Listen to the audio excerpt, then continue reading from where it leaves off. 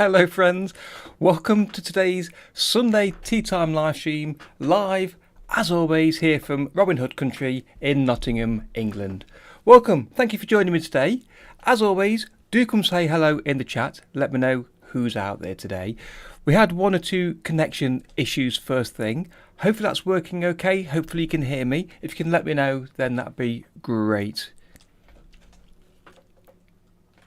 So, welcome to the stream, and if you are new here, my name is Darren, and I stream here every weekend on YouTube and usually on Twitch, but this week it's just on YouTube again. I had a few connection issues getting into Twitch. And these streams are recorded on YouTube, so you can rewatch any parts that you missed, or watch any parts again to see exactly what I did and which features I used. Thank you, Tom. Hello there, Tom. Good to see you today. Thanks for letting me know.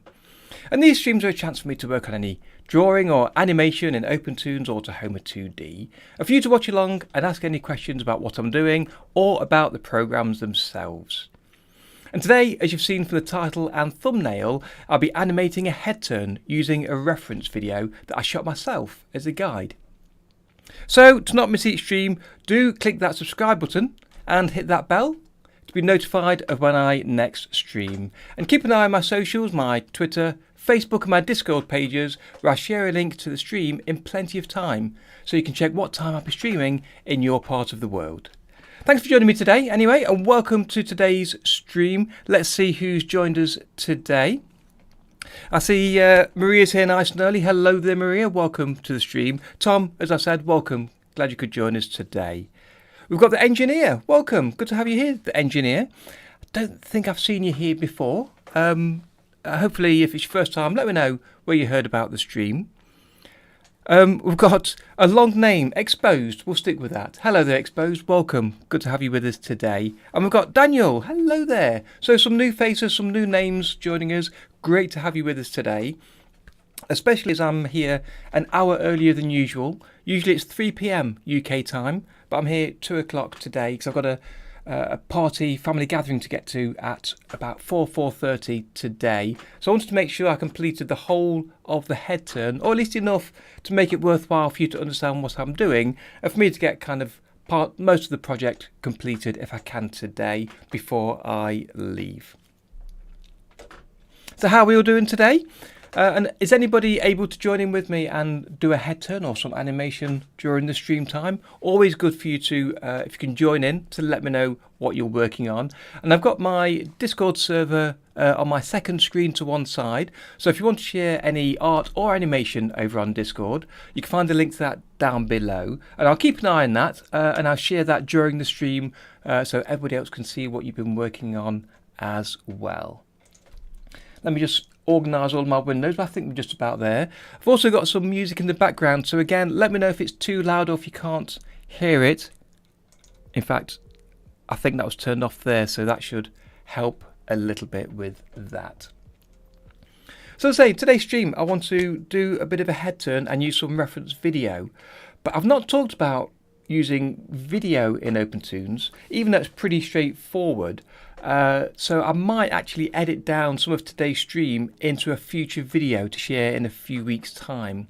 I've already started that with the stream before last, where I did some auto lip sync, and I've started editing that already into a video to share, because that was for using the auto lip sync, but not to place the lips as the actual lips on the character, but as a reference guide for me to hand draw them in each frame. So I think that's quite an interesting topic to cover. So I've started editing that, and I'll be trimming that down to make it as short but as clear as I can do. And as I say, I hope to do the same for today's video with talking about video. I think we're just about there to get started. I've not got any news from since last live stream, so I won't be chatting about anything now, but jumping straight into OpenToonz in a second. I'm giving everyone a chance to join us. Any other comments you've got or any questions before we start, do drop them in the chat. As always, I'm powered by tea, so I made myself a lovely cuppa before I started today, so cheers.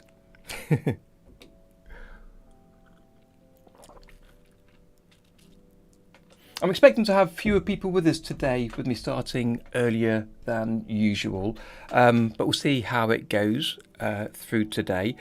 I've not had time to kind of prepare a character to draw, so I'm going to keep it pretty straightforward and pretty simple for the character that I want to do the head turn for. I just want to kind of go through the process of looking at reference video to see how that works, to get a feel myself for how useful it is and how I can use it, and for you again to watch along and see both my successes and any failures. So if things don't work out, you'll get to see it here today as well. So I think we're just about ready to get started. So let me jump over to my drawing room. Here we are. So I've got OpenToonz here in the background, already open. This is a nightly build of OpenToonz, so it might look different to your version. So it's version 1.6, but the nightly build version with a few extra features in. So you can see already, if I show you here on the startup dialog, you can see kind of a preview or place for a preview of any previous scenes in the project that you may have. So that'll appear here if you've got any projects in the folder already created. So I think everything's running okay. As I say, because I'm running directly through YouTube, things were a bit peculiar for setting up. So let me just check that's running all right there. It seems to be running okay. From what I can see, yeah, that looks fine. I'll keep that in the background, I think, just in case I want to use that. So that's everything there. So I've not prepared kind of a strong script, so we'll have a bit of a chit chat about what we're doing. So let me come onto here. I will actually turn off the music for a second, just while I start this first part. As I say, if you have any questions as we go along, do pop them in the chat. I'll be keeping an eye on that, as well as the Discord server, to help out and let you know what I'm doing. I see there's a separate question in the Discord that I'll answer later, or somebody else will, if they've got time. Okay, so let's get started. So, importing video in OpenToonz is really straightforward. And basically, the types of video you can import are the same types of video that you can output for rendering video from OpenToonz. So if you go to your output settings and then go to the file extension types here, you can see what video type you can render out to. So by default, I've got WebM, I've got AVI, I've got MP4, and animated GIFs. Now the GIFs and the MP4s are here because I've already set up FFMPEG in my OpenToonz. And if you haven't done that yet, you can find a link to a video down below in the description. And once you've set up your FFmpeg, restarted OpenToonz, you can then import video in those new formats as well. So yesterday, as part of preparation for today's stream, I recorded some video of myself doing a head turn. And I did this just using my little webcam here and OBS software to record with. I recorded myself doing the action quite a few times, just to try and get a feel for the movement that I wanted to portray in today's animation. And it's important to consider that animations and cartoons are often exaggerated versions of real life. So we don't want to trace the real life movement or act out the real life movement. So where possible, you want to exaggerate your movement and be a bit more bold if you can. And when you first start doing this, you'll feel a little silly in front of a camera doing some wild exaggerated movements, but try your best. Remember, the video that you record is only for you, so nobody else will see it. So once you finish with it, you can delete it and nobody will ever know. So go for it, get exaggerated and create your own reference video. So I've done a little bit of exaggeration in my video, but then when I start my drawing, I'll exaggerate it even more. It'll be much easier to do. You can change the timing to exaggerate the timing, the spacing, or the drawings themselves. So I took a few attempts at recording a video, and I took the final movement that I recorded, that I acted out, and I trimmed it down to as short as possible. It's only about 3 seconds long, using my video editor called Shotcut, but any video editor of course will do. So trim it down to as short as possible, and that's because the shorter the video, the less time it'll take to import, and the fewer frames you'll have to work with in OpenToonz, so you can focus only on the movement that you want to try and work with during the reference stage.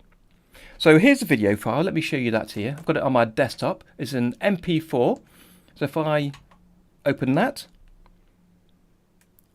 so it's very short. It starts off with me facing one direction, and I'm acting out as I've heard a noise behind me, so I act surprised, and then I turn around to face the opposite direction. So very brief. It's only 3 seconds long. So to use this as reference, you create yourself a new project. So I'll go to my startup pop-up. So if you've closed the startup pop-up since you've run the program, you can reopen it from the Windows menu here, and then create a new project and give it a name. Choose where to create the project, and I'll create mine in my documents folder. Let's give it a name.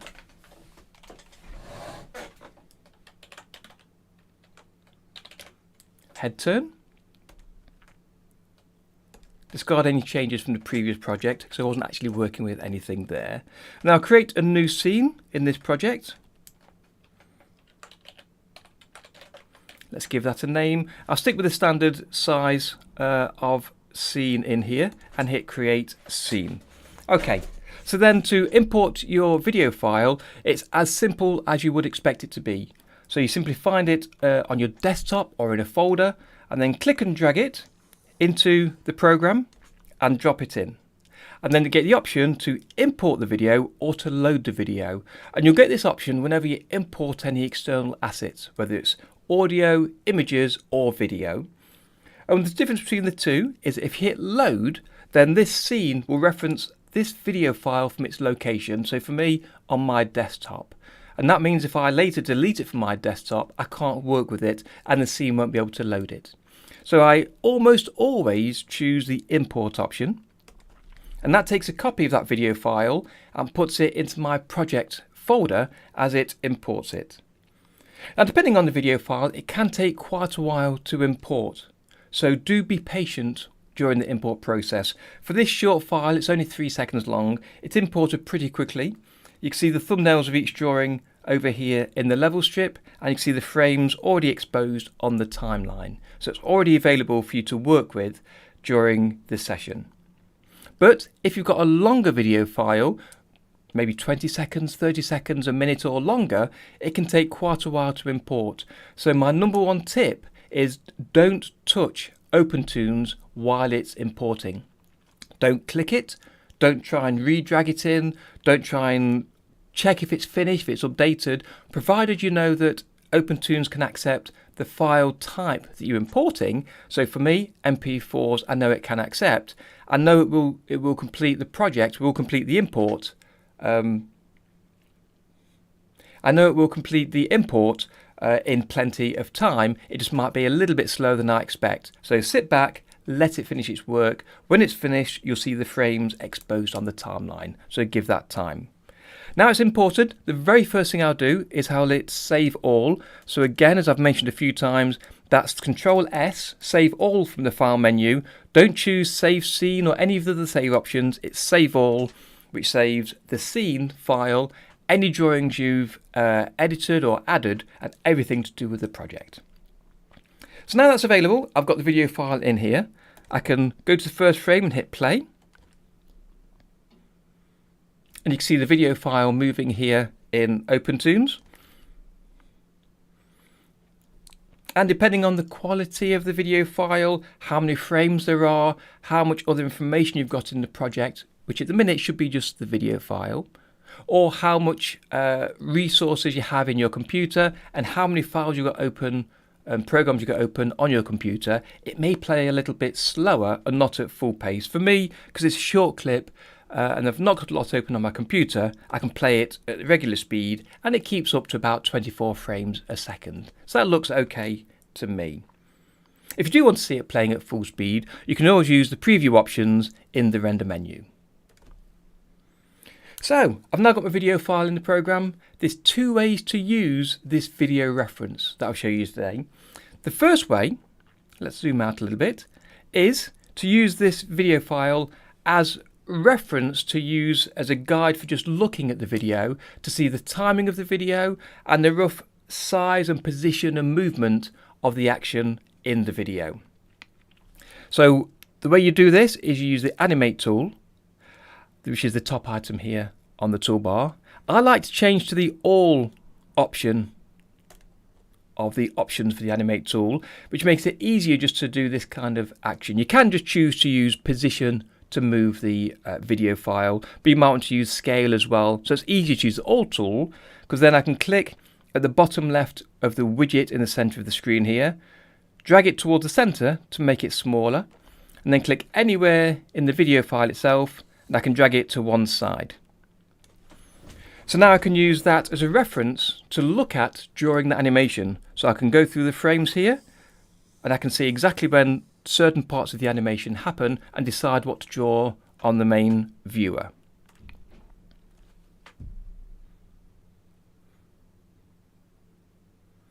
So then I can simply create another level in front of this video file and start working immediately. The second option, if I delete the animation key by selecting it and pressing the delete key to put it back into the center, is to leave the video file exactly where it is on screen. You might want to move it slightly to one side if necessary, but I'll leave it exactly in the center right now. And then I will click on the arrow key at the top of the header column, change the opacity of that video file to make it a little bit less opaque, so it's not as much in my face as I want it to be, so I can draw on top of it. And then I can create an actual drawing level that is placed by default in front of the previous drawing levels, and then I can grab a brush and just sketch over the top at particular parts of the motion, and then I can see the movement happening as I'm using the video file as reference below my drawings. And that's what I'll be doing today while I'm working on this head turn.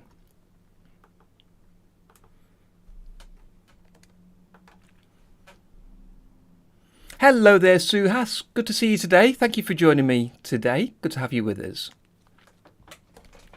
So that's kind of the introduction there that I wanted to give for the video. I'll take that out and edit that separately. We'll make that a video in the near future. Thanks for bearing with me while we went through all of that. So that's my plan. I'm going to use the video file in the background. I'm going to sketch out the key drawings, the breakdowns, and then in between it to have the movement of the head turning from one side of the screen to the other.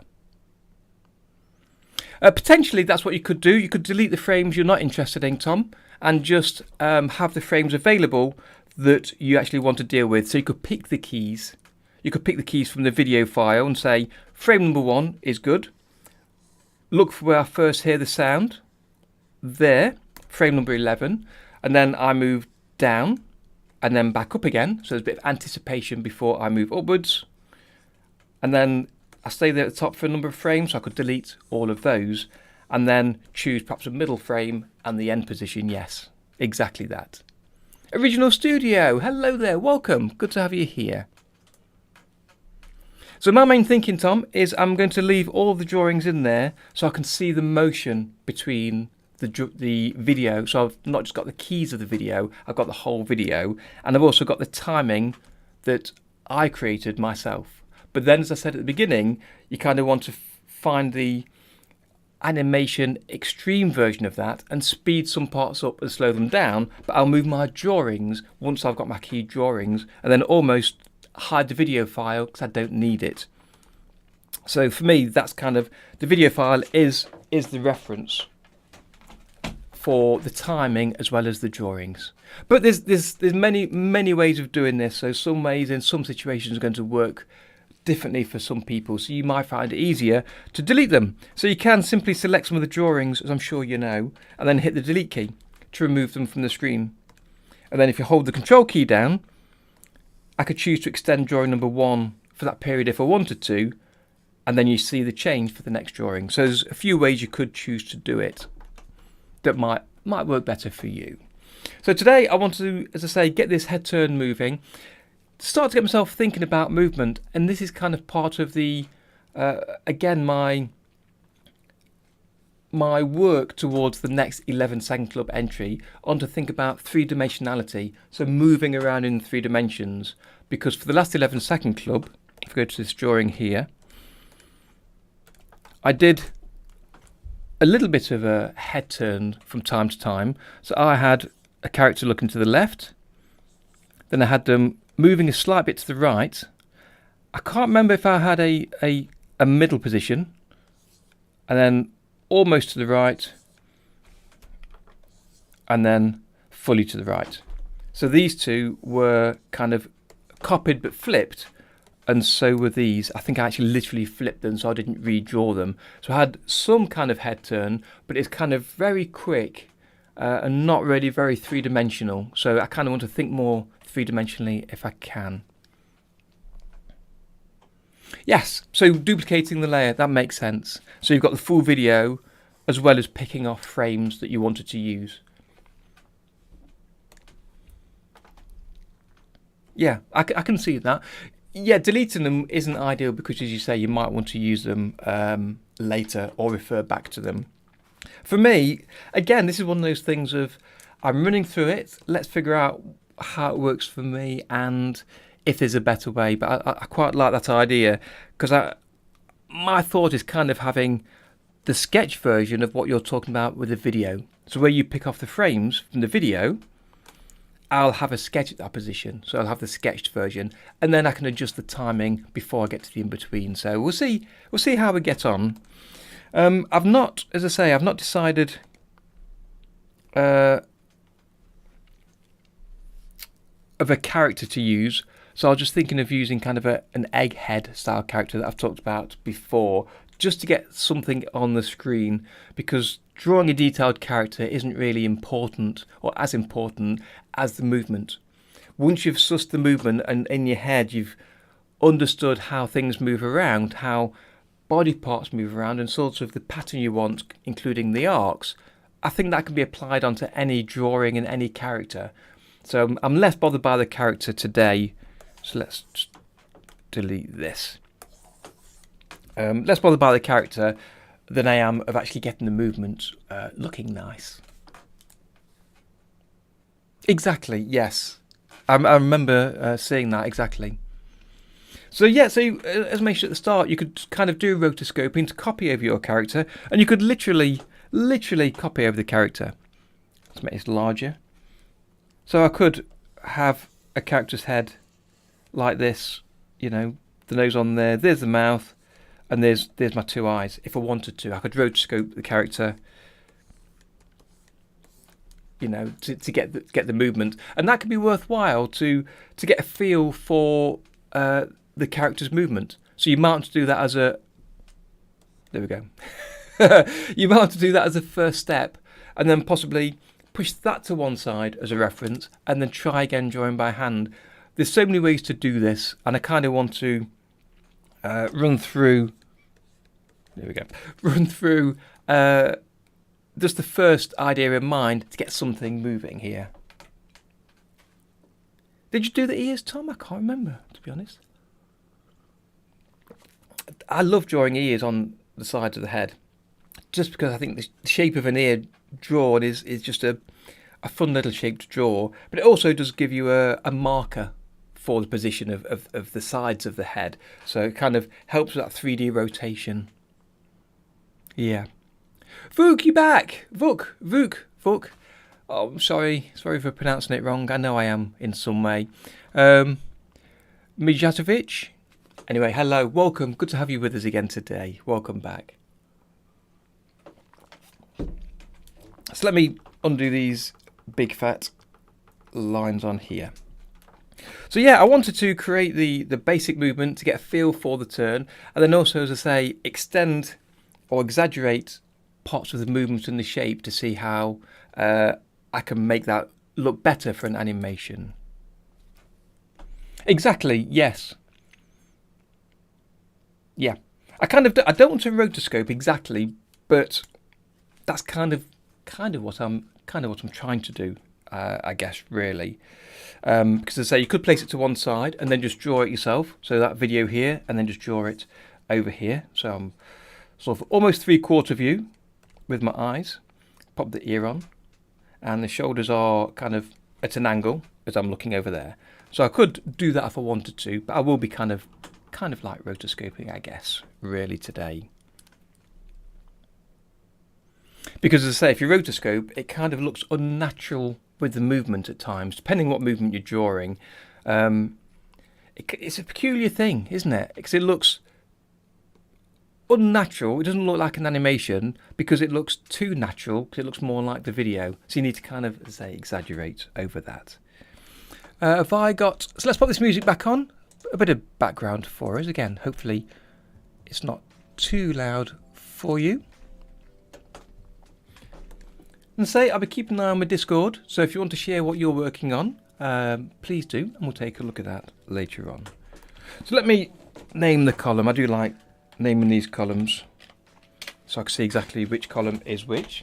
I'll hit save, and I have got my backup tool running in the background, so that's creating backups each time I hit save, so I can roll back to a previous version if something goes a little bit wrong. Yes, you do, exactly. Choosing which frames to keep. And to say then, once you've drawn them, you could just as easily choose the selection tool and then move them, resize them, scale them down, or do kind of lots of things. It's your choice on how you want to draw in it and what look you want to give. So let's get started.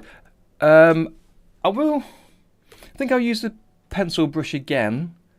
See how it looks against the background, if it shows clearly enough or not. So I'll create a new palette entry by clicking on the plus on the level palette. And then in the raster tab, I can choose what style of brush I want. And it's one of these two sketch brushes. So let's just draw one. Then choose the second. The second one, I think it looks a bit darker. I'll stick with using that. It's got a B on this. There's one like a 2B, like a black rather than an HB or something. But it's two different styles. I'll pick one just looks a bit clearer. So it's quite a large character here. So I was thinking of an egghead, like I say. So let's start on frame 1. So I'll try and stick with the basic shape. So circle for the main part of the cranium, a sphere, I should say, really, rather than the circle. And then be an egghead because it's facing to the side. Let's bring this down to roughly where the chin is and then bring this around. So it comes off the back of the circle. And this is so I can redraw this by hand without having this video here. So I can easily go to a sketch level and anywhere I could choose to draw a circle, and then whichever way is facing, because I'm kind of facing down here like this, I could choose this facing this way, and then I can egghead him off there like that, so you can see which way he's facing. Let's undo some of that and show the video again. So have a read of the chat. Let me pop the chat above my head. Now I've got the video in here, I can make this full screen. Hopefully I'm not blocking anything. If I am blocking the timeline, I forget about it, which I do from time to time. Just drop in the chat and let me know. I'll also bring the chat up on the screen so we can all see it here. And again, if that's in the way of anything, do let me know and I'll move it around as necessary. So Vuk's saying there's a hack for smoother reanimation. It's making slow frames. First 3 frames of small movement and last as a medium. Yes, so you're kind of referring, if you go to the animation sort of image here, to show small movements first and then larger movements later, I think is kind of what you're referring to there. Yeah, good. I don't know if you mean timing chart. Thank you, Tom. It's funny how I've said this before. When the camera's on, things I could name and talk about just drop out my head. It's like magic. Where you say you translated from an article, you may literally translate in different language, but also translate between software, because the same principles still apply whatever software you're using. Okay, so I'm facing to the side here. It's kind of not even 3/4, it's more than 3/4 view. I tried not to face directly to one side. I tried to turn in a little bit. So it's kind of that kind of a view is where I am, just off to one side there. So let's see what we've got. So a simple character. I'm not going to trace exactly over this. So a nice bubbly nose, a bit like I've got anyway. Eyes here, and then little one at the side. And I'm looking over there like that. Nice and simple, not particularly pretty or clever, but that'll do for the movement there. So I'll stay like that for a while, and at some point I start to move here. So I'll extend this first drawing up to frame 9, and then there's a bit of anticipation before I come up. So I find this the lowest part of the drawing here, and I'll press Alt D to create a blank drawing, and it fills in the gaps. So kind of, I'm trying to think about what I want here. I think what I need to do is, before I start to move, if I create a duplicate by going to the blank frame and pressing D,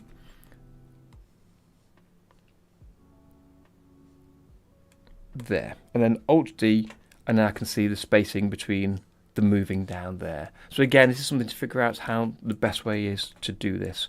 So I've moved down, so again, grab the brush, hit save before I go any further.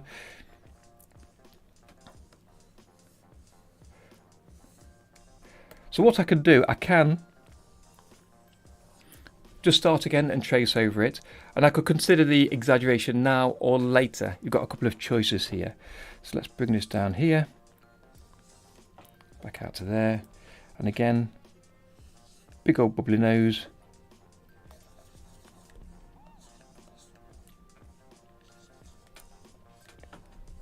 Now I like this.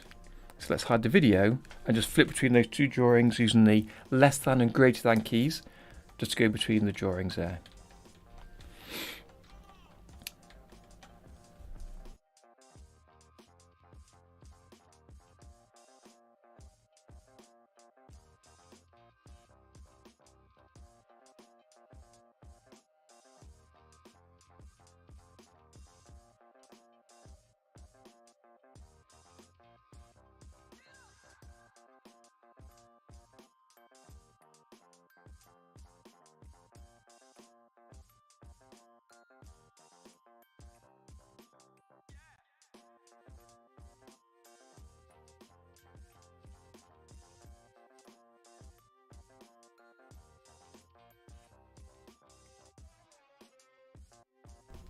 And I'm back.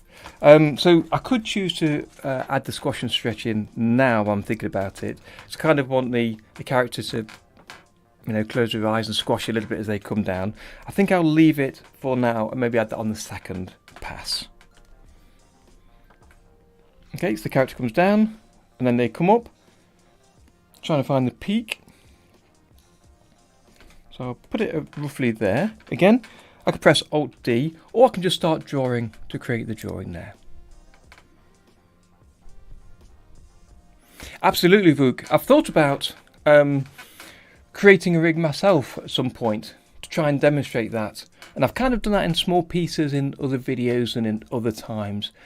Because you're right, the standard rig is a bit too mechanical, where you connect columns together to move arms and legs around.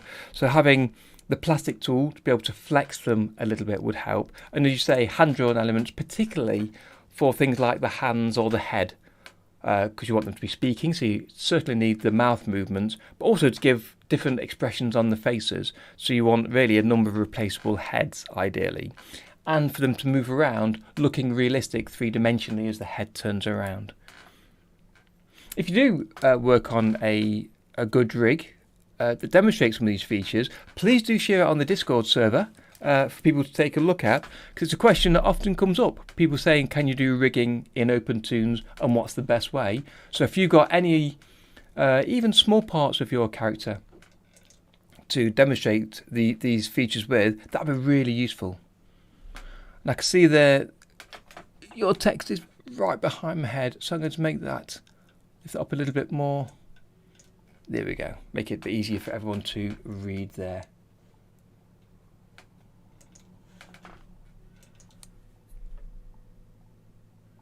Yeah, exactly. Arms and legs connected with the regular bones.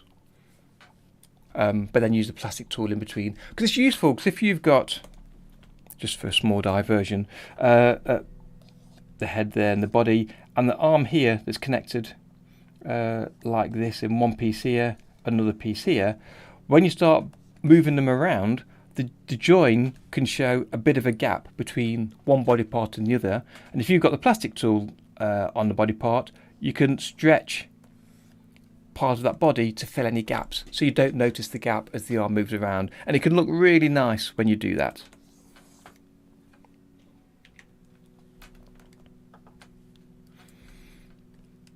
Okay, so this is the height. So this character here is leaning back. So again, I'm just going to stick with a little bit of rotoscoping to follow what we've got, and we'll come back to add any additional changes to the character later. So again, still looking at this kind of 3/4 view, like this. So the nose is kind of pointing the direction of where the character is.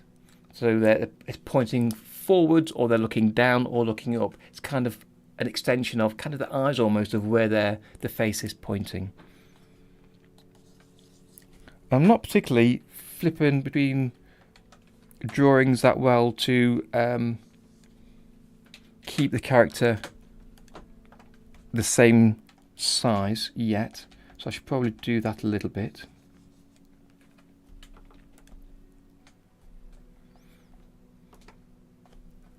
Make the eraser a little bit larger. Heyo!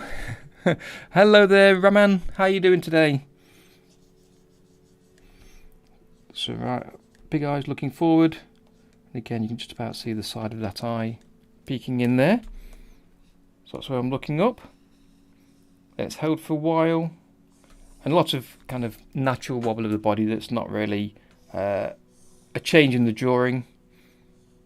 I just want to see where I start to turn, which is there. So up to 42 is the head up there, and then 43 is the start of the turn. So again, I'll press D to duplicate the previous drawing, just so I've got that marker on the frame to show when I'm about to start moving. Vug saying fills and OpenToonz are like strokes. In what way? In what way are you referring to them being like strokes? So this is part here, these few frames here, dozen frames or so, is really the main part of the movement. The main part of where it's useful to have video reference, I think, as the head actually turns. So I'm facing to the right here, then I'm turning over to face to the left. So a couple of things to notice. The first one is, as I did deliberately, because I know you kind of do it naturally, but when you record yourself for video reference, it's easy to kind of forget what you're doing and to not act naturally. So I close my eyes as the head turns around on purpose to try and replicate that, so I wouldn't forget to draw that in. So you might choose to have a breakdown in between of where you're facing forward or something else. Personally, I want to go for the keys first. So let's find the most extreme facing to one side, and then I kind of lean back a little bit there. So 52 really is the point I'm facing to this side. So let's draw that in.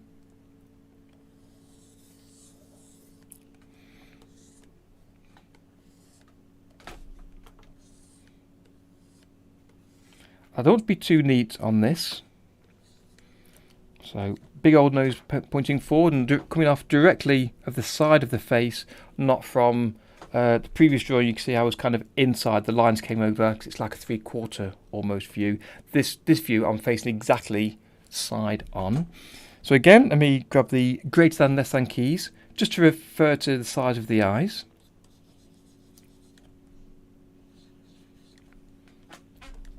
Like that. Okay, so I'm facing to the right here. I've also got the mouth open. I've not done the mouth so far, so I might nip back and add that in as well, because that's kind of a key point. So I've got, and I will trace the location there, go through each drawing. So as I'm coming to prepare the anticipation, the mouth kind of goes straight until I'm looking up, and it's kind of a bit of a expression.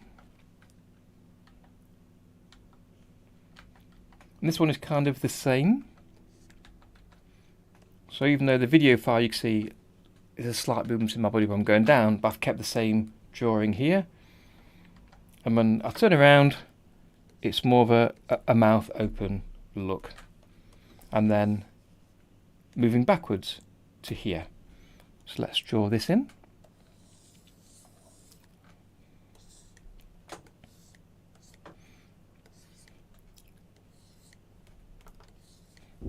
So flip through the drawings just to, again, get the size right. The nose I've gone a bit mad there, but that's okay. I say it's the movement I'm kind of more keen on getting right. And then I'll go through to the end of the animation. It's kind of the same image there. So let's rewind that. Also want to add in my eyebrows onto this, just to sort of complete the face. I might throw the ears in actually as well, to be honest. Again, gives that landmark of where the head is facing. That's right, look, yeah, having reference, really, really important. It's the stage that I miss, and it's something, as I mentioned before, for the 11-second club, I'd quite like to record reference of myself acting out the motion to use for the 11-second club. So I've got almost kind of a video reference of like an animatic first before I start. I think that could be quite useful. So we might look at that when we start the next 11-second club. Depends on what the audio is and how much movement there is, but it could still be useful. So I might try that, and you'll get to see that when I work on it. Now that's the next 11-second club that I might enter is September. So let's just take a quick look at the calendar while I'm talking about that. So next Sunday is the 28th, which is the last Sunday of August. So I'll be doing some more sketching here on the stream. The following week is the 4th of September. So I might start on the 11-second club then and work on September's. Or it might be worthwhile doing a few more weeks on these kind of exercises first. I'm not fully decided yet, but I'll let you know in plenty of time. Japo, hello, welcome. Glad you could join us today. I'm very well. I'm in a great mood today. Really happy to get started on this head turn animation and working with reference. Good way for me to start to get to practice and get to feel around how I can use reference to help out animation. How are you doing today? So let me pop on these eyebrows. I can't really use the reference video for that because my eyebrows are kind of behind the glasses. So this is where I'm kind of now breaking away from the reference a little bit. But while I'm looking at the key drawings, I can at least drop them in here. So they're just starting off being sitting there casually above my head. So shouldn't really be moving across these two drawings, but that's fine.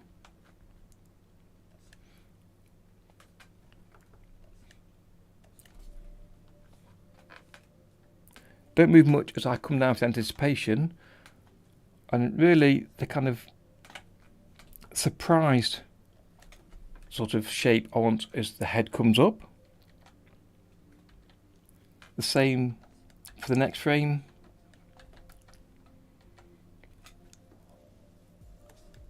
And almost more surprised after I've turned around. Okay, let's hide the video reference and then play that through again to see the timing.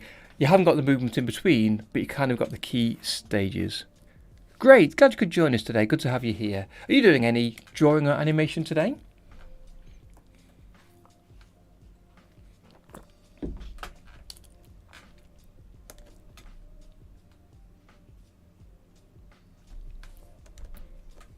So that went back to the first frame after playing. As I say, I installed a new version of OpenToonz, the nightly build, last week. I've not gone through and updated all my settings yet to where I normally have them, so I'll be changing some of those today. So back to the preferences.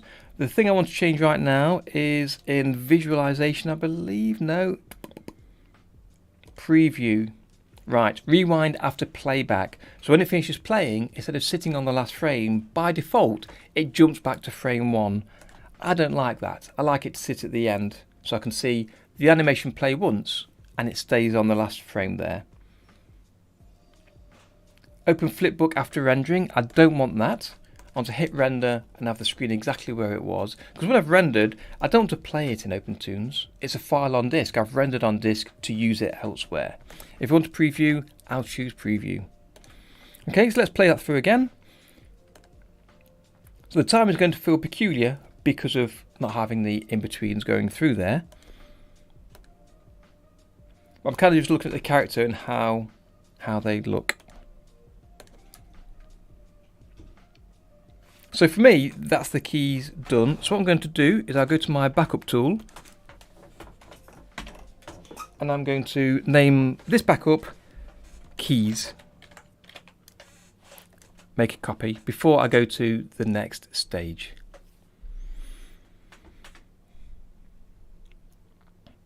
Good idea. If you've got exams, yeah, having a rest day is really useful. So I don't blame you. Yeah, it's good to go back to the old projects. Most of us have got lots of previous smaller projects we've worked on and not completed. So if you can get back and complete them or move them another stage forward, that's really useful. But yeah, if you've got exams, crack on with those first. I agree. Okay, so now I've got the basic movement. We've got a few things we need to do. So we can add some exaggeration in here where necessary. We can adjust the timing to make it flow a little bit more as we'd expect it to. So we can speed up parts where in video reference you can't necessarily do yourself. And then it's onto the breakdowns and in-betweens. And as Tom was saying earlier, you can do some of this with the video file. So if I copy the reference video file, let's name this original reference. And if I select the column header, press Ctrl+C, Ctrl+V, I've now got a duplicate of that. So I can hide the original here while I give this a change. So while I'm looking up here, I could select those drawings and then change these by going to right click, edit cell numbers. No, reframe on choose step or each, right. So take each drawing, so take each second drawing. So it deletes the ones in between. So now that movement is going to be much quicker. It's got every second drawing. Then I wait there, and as I turn round, I might want to slow down the first part. So I might put the first few drawings on 2s, potentially. I might want to take out a couple of frames here to make it go even faster. So I'll just delete one frame for now and bring this closer. Remembering, I'm not actually deleting frames or drawings from this imported video or kind of level, if you want to think about it like that. I'm actually just removing them from the timeline. And then I lean back here, and again, I could make these run slower by putting those onto 2s. So if I rewind and play that version, you can see it's quicker as I sit up, and then slower as I start to turn. So you can change the timing in the video before you go and try and draw over the top. Enyo-san, hello, welcome. Good to have you back again. How are you doing today? I've got Double O joined us. Hello there, Double O, welcome. Work today? Shh, I won't tell. A short break, no problem at all. Yeah, great, yeah, look forward to seeing you next Sunday. We'll be doing some more sketching and movement sketching. This is all kind of working towards the 11-second club, my next entry for that. Try and get more of a feeling for movement to bring that into my entry. So today's plan is looking at video reference. Firstly, how can you get it into OpenToonz, how you can use it, and then to actually use it. So I've started sort of sketching the key drawings from the reference to help with the timing and the positioning of the character and to think about 3D movement. So that's kind of what I'm working on. As I say, it's towards the 11-second club to try and make a more three-dimensional character. And I'm using the simplest of characters here. I'm not trying to do a complicated or a detailed looking character. I just want to get a feel for the movement and also for the timing. So yeah, using the video, changing the reference, changing the timing could be really useful before you start drawing.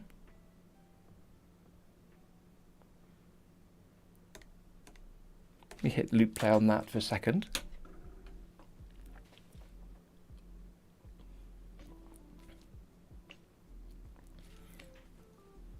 Or you could do it in your animation itself. So as I say, I've got my drawings here for the key drawings. So where I'm going down over 5 frames here and then look up over another 8 frames, I could easily just change the timing between that. So I know that when I sit up, I might want an ease in. So again, back to the timing charts. From looking down to looking up, I might know that I want to have slow bit of movement for 2 frames and then go pop straight into the top position, or a tiny ease in.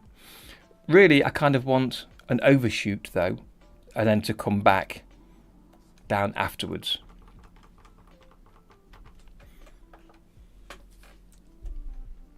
Yes, I imported it as a video, so it's an MP4. So if I just hide the chat a second. So here on my desktop, I've got the MP4 video.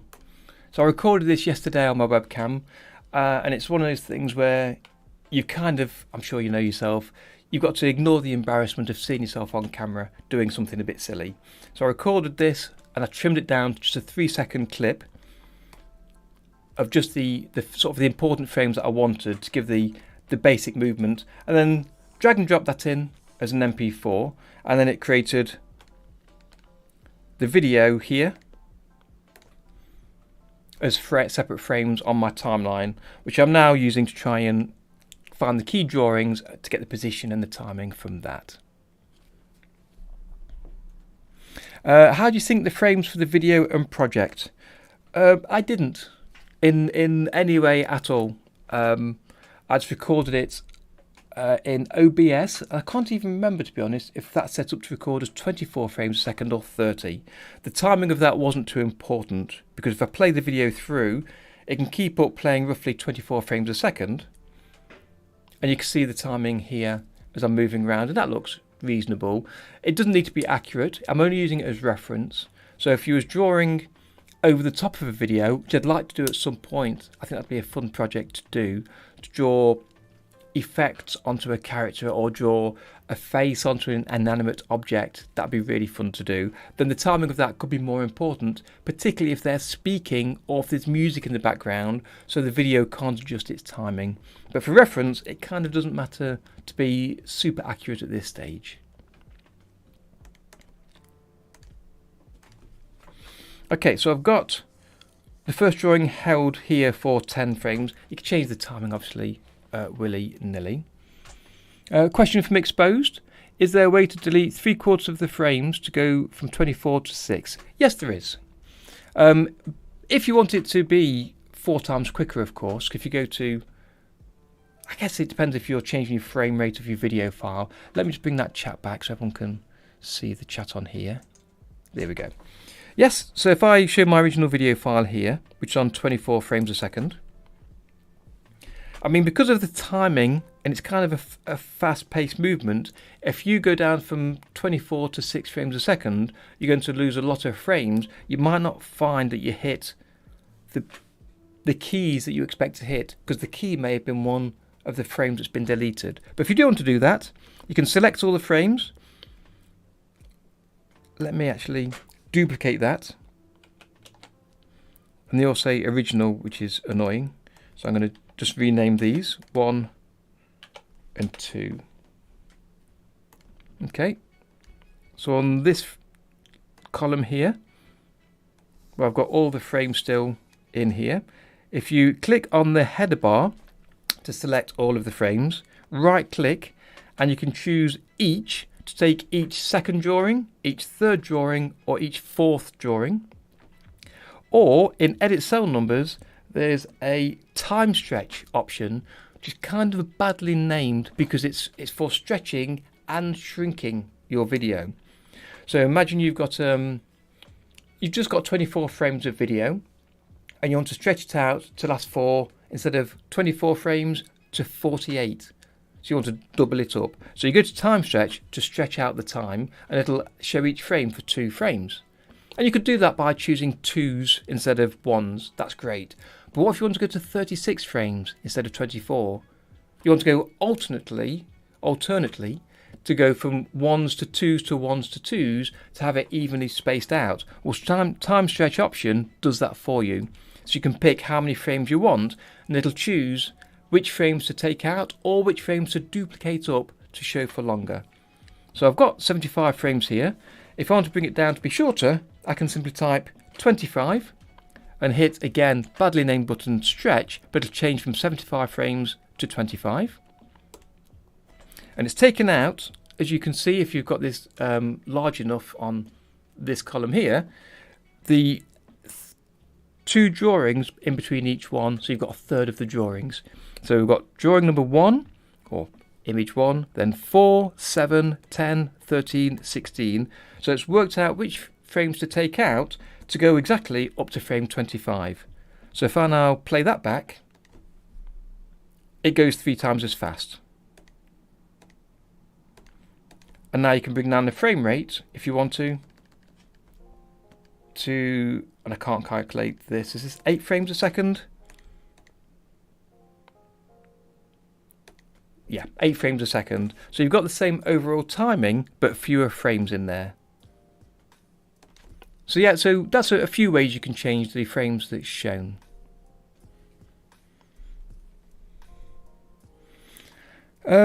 Sliders. What do the sliders do? Look, being able to split a part of a timeline and make it a loop, so I can control separately would be cool. I don't know how it works in Toon Boom, but using sub-X sheets could be useful for that as well. So you can create a sub-X sheet and choose which frames to show and show them repeatedly. So let me delete these columns here. So I'll go back just to my original video and the sketch. Hit save before I go any further. No problem at all, Expose. Hope that helps. There's so many options and so many things you can choose to do in OpenToonz. It's hard to explain them all or to show the one that's necessarily the perfect one for you. But do select all the frames and try out these options. So work out what the reframe does, the steps, the each, and then go to the edit cell numbers for a lot of other options for changing the numbers of frames shown. Okay, so let's show back the sketches. So I'm going down first, that's fine. And as I come up, I kind of want to stretch the head a little bit and over exaggerate and then come back to the normal position. So that really is the final position. So let me just go a couple of frames before, work on the timing separately, I think. Press Alt D to create a blank drawing. And if I show the onion skin of that, and some people don't like using onion skins, I still do. I still quite like it. Show number 3 as well, you can see where I've come from.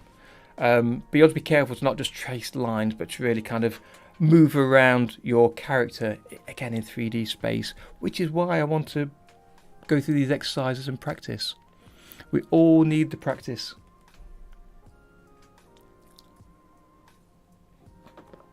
I think look, that OpenToonz is underestimated by some people because it's kind of an old looking software. It works a bit in a peculiar way. Some people discount it quite quickly and think, oh, I can't do what I need to do in Adobe Animate or what have you. If you can afford Adobe Animate, great, you go ahead, you take it. Work with that, same for Toon Boom and the other software. But most of what you need is in OpenToonz, and you can do what you need to do. You won't need to use all the features of these other softwares. What you can get in OpenToonz really is 95% of what you possibly need for most hobby users, I'd say. Okay, so I'm on the pencil brush. It's gone from the red position to the green. I kind of want to exaggerate at the top, so I'm circling my hand like that, over my tablet to get a feel for the size of the circle. And now I will take a few times to do this, I know. Okay, so it's coming up here. Looking at the kind of rough size of where the chin goes here, like that. Let's turn off the onion skins.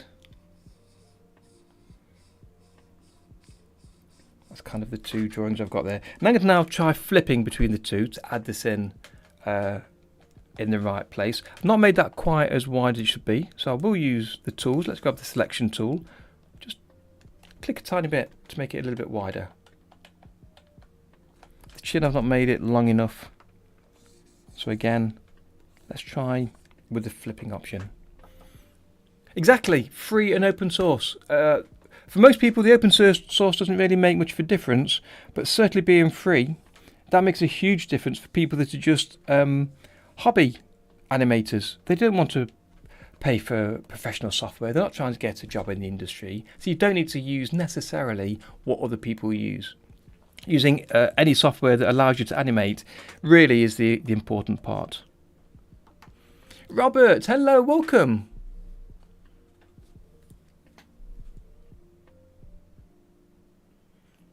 Thank you. Yes, no problem at all. Thank you.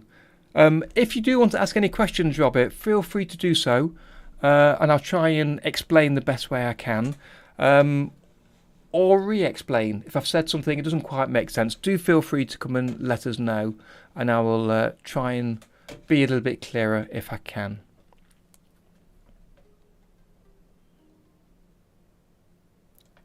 Thank you, Enyo-san. Yes. Absolutely. If you want to use cutout animation or more automated tools, good point, Enyo-san, you might prefer using other software. But again, it depends if you want to pay for it or if you're happy to use the free softwares like OpenToonz and maybe have to work a bit harder by hand. Depends what kind of animation you're working on. Okay, let me do some flipping here.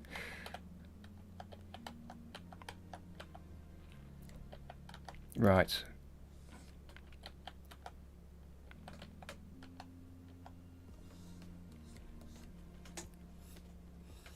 So this is where I struggle to keep the same character size between movements, but let's continue anyway. It's only a rough sketch to get the movement, which is what I want to do here. So the nose comes off, you can see where it comes off kind of the circle, so it's kind of half over the circle and half over, or part over the outside of the circle. So that'll be sort of there. I've made that kind of a bit too long, that circle, so really that's a bit too long there.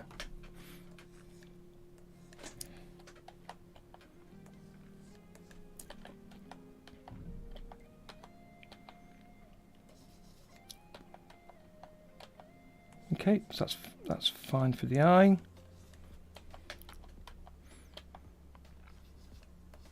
Although to be fair, you might want to close your eyes as you come up, so let me do that. Let's just get the position feeling right. Something like that.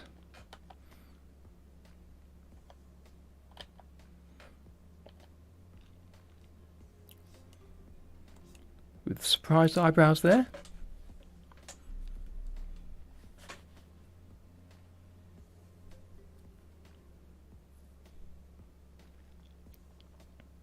It'd be nice to get some more funding for OpenToonz like Blender does, that's for sure, folks, to get, as you say, to get more developers involved in fixing the bugs as well as adding the new features. We're not doing too bad so far for updates. We've got the nightly build that gives you regular updates with bug fixes and new features. But yeah, it would be to get more recognition, more people talking about it. But again, that's what we can all do together. Which is why I keep talking about people sharing either my videos, other people's videos, sharing your own work. So if you've done some work in OpenToonz, some a piece of art or some animation, then do share about it on your social channels, mention OpenToonz, let your friends and friends of friends know what you've been working on, and then that'll get the recognition for the software as well. Okay, so let me just finish this off. I've just noticed the time, it's 3:10. As I say, I need to finish really by 4 o'clock.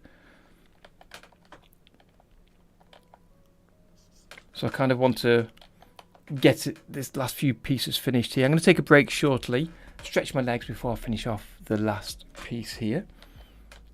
I've made his chin a little bit too long. I've gone a little bit crazy there. Again, I'm trying not to worry too much about the drawing, but I want it to be recognisable and not change too much. Let me rotate. Something I forget to do. It's a lot easier. I keep pressing on very hard here as well, which I shouldn't do. Okay, reset that. I've not set the reset button up yet, so let's not worry. There we go. Yeah, I think so too, Enyo. I absolutely think so too. Blender, and I'd also mention Critter, recently has got more funding and more developers working, because that was kind of a slow build at the beginning, and that's doing well as well.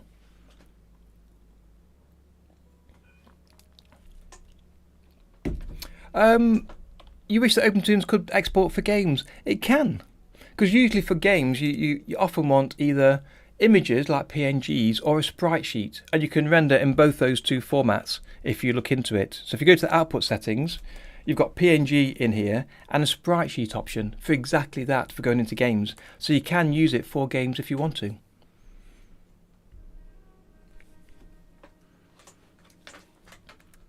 Again, it's so many features buried in here that we don't all use. I don't use, I'd say 40% of the features maybe, at a guess. I'm more interested in the traditional style of animation in here, but also like doing a little bit of like puppety work and plastic tool.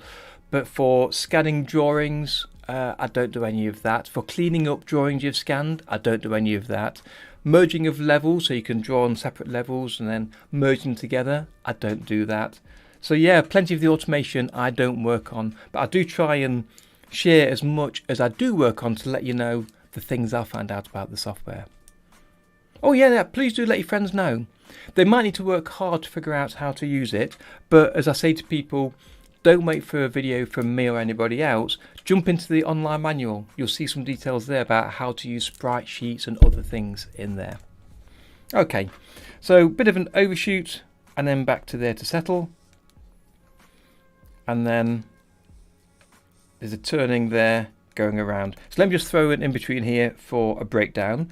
I'm going to show the onion skin of before and after. Press Alt D to create a blank drawing in between, so I can see the before and the after. Now the head doesn't move much. In fact, it goes from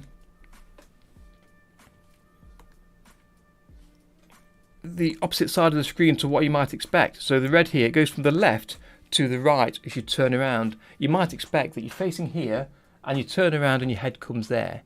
And in some situations it can do where you start in to the right and you're turning all the way to the left.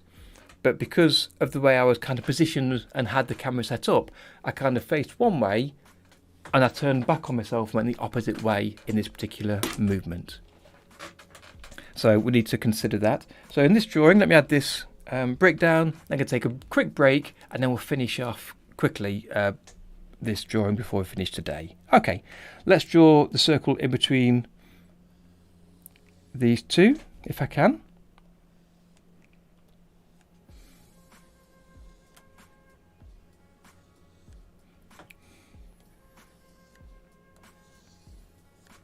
Okay, and again, this is a sketch level, so it doesn't matter about leaving the guidelines in here. It was the rotation of the viewer, Robert. So if I zoom out, you'll see this a lot easier. I held a button on my tablet for rotation, which is basically this one here, the rotate tool. So control and space. So I've got it on my tablet. I press that, and then I click and drag and it rotates about this center point here where that red cross is.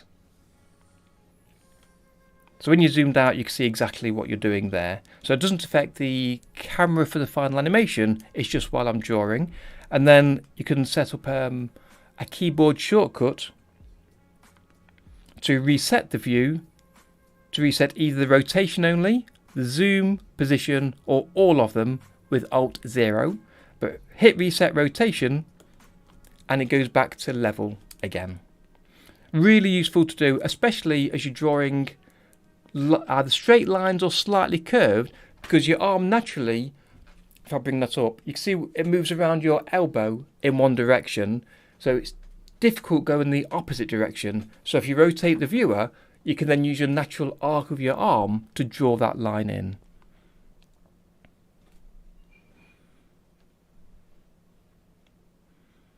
Yeah, OpenToonz isn't really about rigging. You can do rigging, but it's not built for rigging.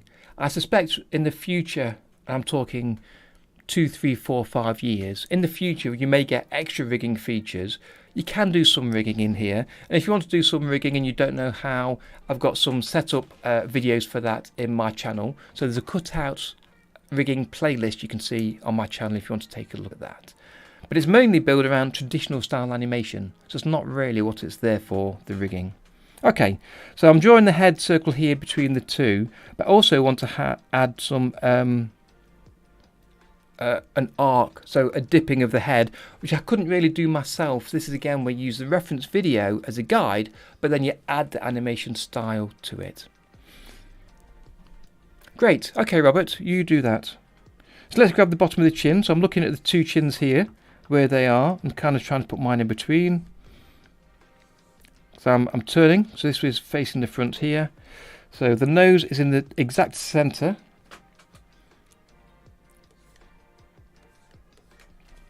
Something like that. We can see where the eye is, each side.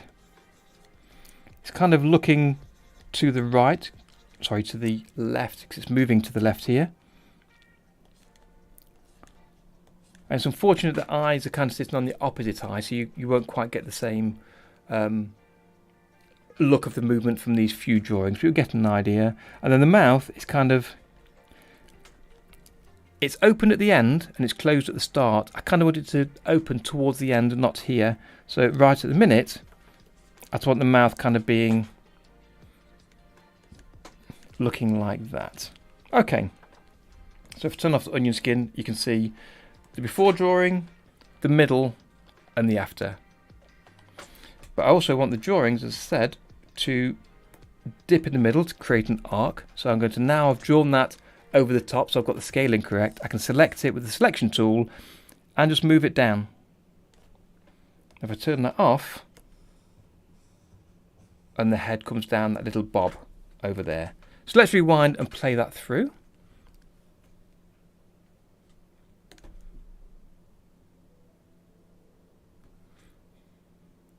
I'm on 8 frames per second, that's why it looks strange. Let's bring that to 24. Try again. Make that full screen actually, to give me more space there.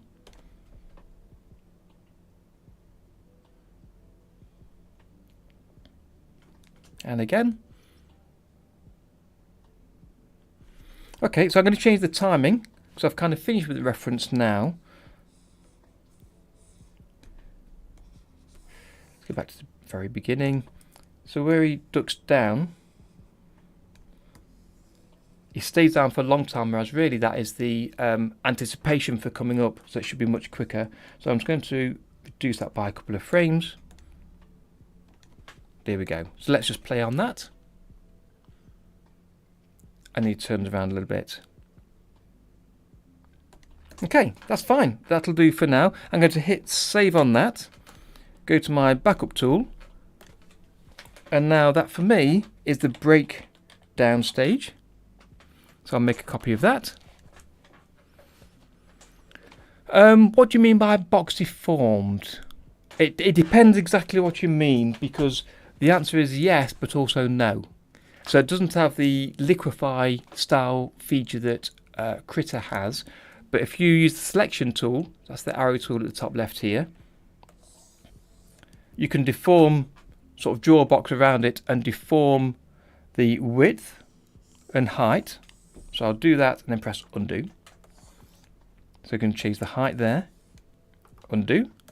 You can drag the corner to change both at the same time. If you keep going, you can flip the character like that. And the final thing is, if you hold the control key, you can go towards the edges, either edge, and you can shear the selection in either the directions. Or if you grab a corner, which is kind of one of the most useful features people don't really know about, you can tuck the corners in to adjust the size a little bit. It's really useful for putting an image in 3 dimensions to draw an image flat and then adjust it to fit on the side of a shape, perhaps a building or something else. So you've got quite a few options with adjustment there, but as I say, not for the like the liquefy style where you can move different parts inside the drawing at different speeds, kind of thing. Yeah, skew. That's right. Anyway, I'm going to take a quick 5-minute break. I've been going for a little while and I need to finish by 4 o'clock or so. It's 20 past 3, so I'm going to take a 5-minute break, stretch my legs, get a fresh glass of water ready for drink, and I'll finish my tea just about, I think. And I'll see you back here in 5 minutes where we'll carry on with this head turn animation. See you then.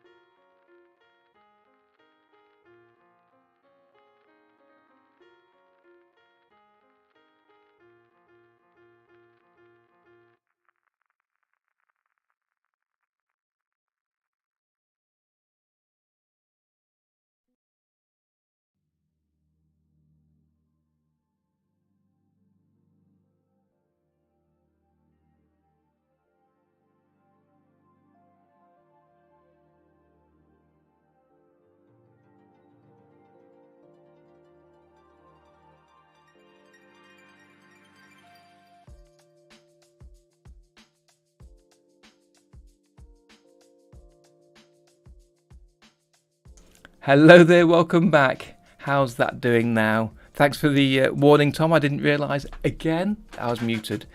I must figure that out one day. Thank you for sharing your art and animation. I popped into the kitchen there. And if you want to share yours, you can share it over on our Discord server.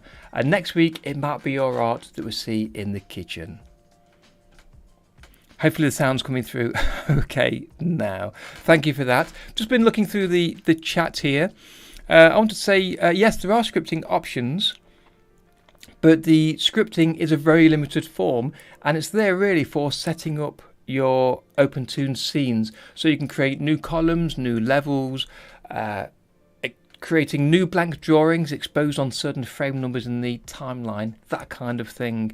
You can't really script to create a new tool for doing anything at all, like the box selection, cage deformation, or liquefied style of adjustments. Unfortunately, to do that, you'd have to get into the actual code and start writing code. But hopefully in the future, we can get more developers interested to work on that kind of thing. So as we've said here in the chat, hopefully the next 2 or 3 years, we'll have some more of these features in there. It'd be really good to have them.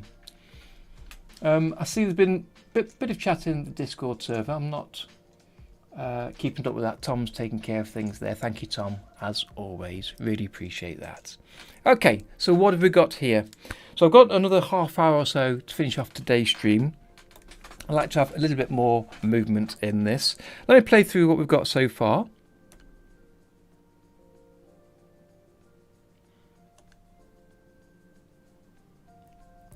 So I'd like a bit more exaggeration in here. Let me change the timing at the end. We've got some blank frames, so let's bring that end marker in there.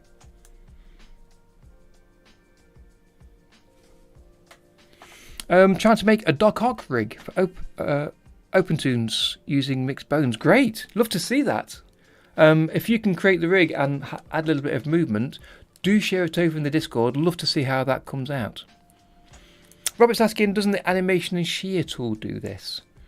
It depends exactly what you want. If you've used the liquefy tool in Critter, or the cage deformation in Blender or other programs, you'll see it does something slightly different. And you can kind of replicate that. I won't do it right now, but you can kind of replicate it by using the plastic mesh tool. So if you create a plastic mesh over this drawing here, it'll create you kind of a grid, and you can then add a skeleton to, that you can then adjust the skeleton to move only parts of the image around. And that's kind of what these tools do, but without all of this setup. So hopefully we'll get a bit more of those tools in the future for OpenToonz. Okay, so I've got the character here, and then they dip down, overshoot up, settle in, and then stay there for a second, and then turn around, and then ease backwards. But when they turn around to here, I kind of want a bit more exaggeration. So what I will do, let me insert a blank drawing here, and we'll fix the timing in a second. I'll take a look with the onion skin of the following frame. Natraj, hello, welcome. Good to have you with us again today. Glad you could make it. We're here a little bit early today, and I'm finishing a little bit earlier as well. So let me just draw the first part of the image virtually the same, but I want the jawline to come down, so I kind of want this to really come down here and exaggerate that before the mouth kind of closes. Okay, let me add a couple more frames to that for the turn, and it can close. That might need a couple more there as well. Let's see the timing for that. Turn off the onion skin and just play that through quickly. Yeah, that'll do for now. We'll fix the timing separately later.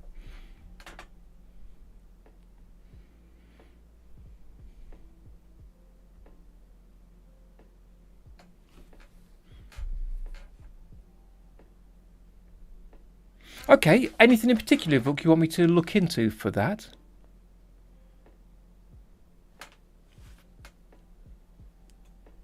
Yeah, I understand, Vuk. So, yeah, so you've got 2 accounts in there. Great. Okay.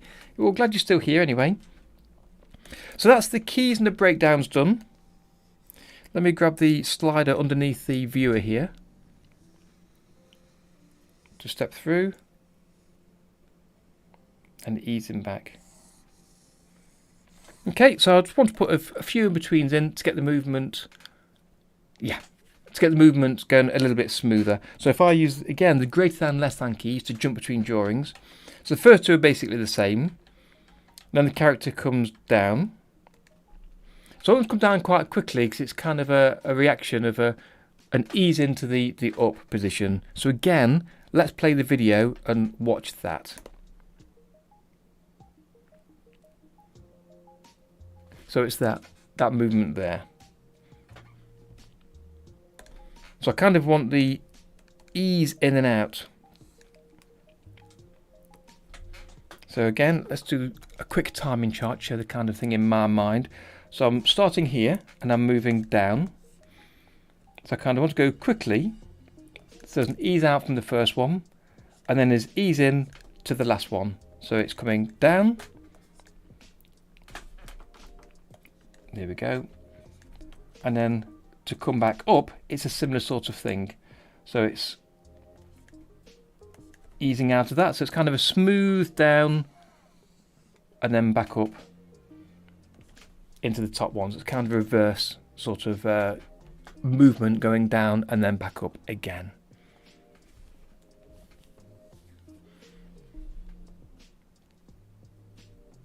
Wiley, hello, welcome to the stream, glad you're here. Whose brother was looking for a head turn tutorial a couple of hours ago and he went to sleep. His general question was, how many frames do you need for a head turn? That's not a question that anyone can really answer. It depends on the character and the situation. So a lot of it depends on the emotion of the character. Are they scared, excited or happy? Why are they turning around? Because if you think about it, you're facing one direction and someone might shout your name and you're talking to somebody and you're talking to them and you'll say, 1 second. Yes, John. So it's a slow turn as you're casually just moving around.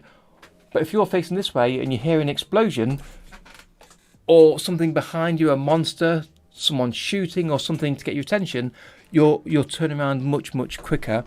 And the way you turn around and your body language is going to be massively different depending on why you're turning around. So it's why you're turning around. And to help with that, you can shoot reference, which is exactly what I did today. So this is my reference that I shot. I just sat here in front of the webcam with OBS to record it, and I recorded about 10 different versions before I got it right, because I wanted to have a bit of anticipation before it comes up. So the idea is there's a loud noise behind me, some anticipation, a small pause, and then a turn around to see something surprising. So again, record some reference on what you want your character to do. You can import the reference to OpenToonz, which is exactly what I've done today, and that can help you work out your timing. So I literally took the reference and drew my little cartoon character over the top, and then I adjusted the timing afterwards to sort of match what I want to do for it. So I changed the timing slightly to make it more animatable in here. That's good. That's good, Vuk. Brilliant. So yeah, record your reference, and if you can record it yourself, you'll get exactly what you need. Because you can look up reference on YouTube if you want to for certain things, and that's going to be really useful, especially for things you can't replicate at home. So a tank shooting, somebody bungee jumping, maybe you can't record that easily on your webcam or mobile phone necessarily. So that's really useful to get other references. Otherwise, grab your own reference, grab a webcam, mobile phones, borrow one off somebody and record it. That'll really, really help you a lot. Yeah, please do, Wiley. Yes. 99's Max. Hello there, 99's Max. Good to have you here today. Okay, where are we with this? Let me take away this. Try again, selection tool. Take away this timing chart. Hit delete. Get rid of that. Okay. So from 2 to 3 up to 4. I want to do some easing on that. Okay, so start to move down. So I want, again, I'll go 2 frames later. We'll do this all on twos. I'll create a blank drawing by pressing Alt-D. And that's equivalent, if you right click, you'll see an option in here, create blank drawing. So you can change the keyboard shortcut if you want to. I'll turn on the onion skin here. Grab my brush, I'm using the pencil tool. And the character is moving down to here. So they're kind of turning the head at the same time. They're not moving too much. So I kind of just want a little bit of movement. So I will draw this slightly. Let me do this a bit lighter, slightly below the previous drawing.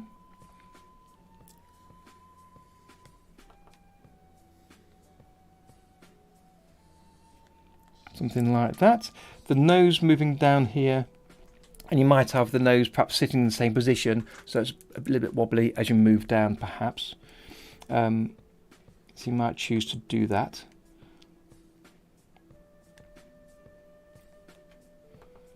Let me start a bit lower because it is moving down.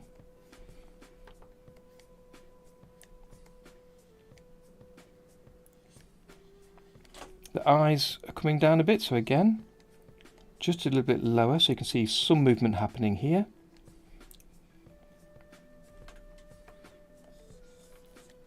There's only a tiny bit of change on this.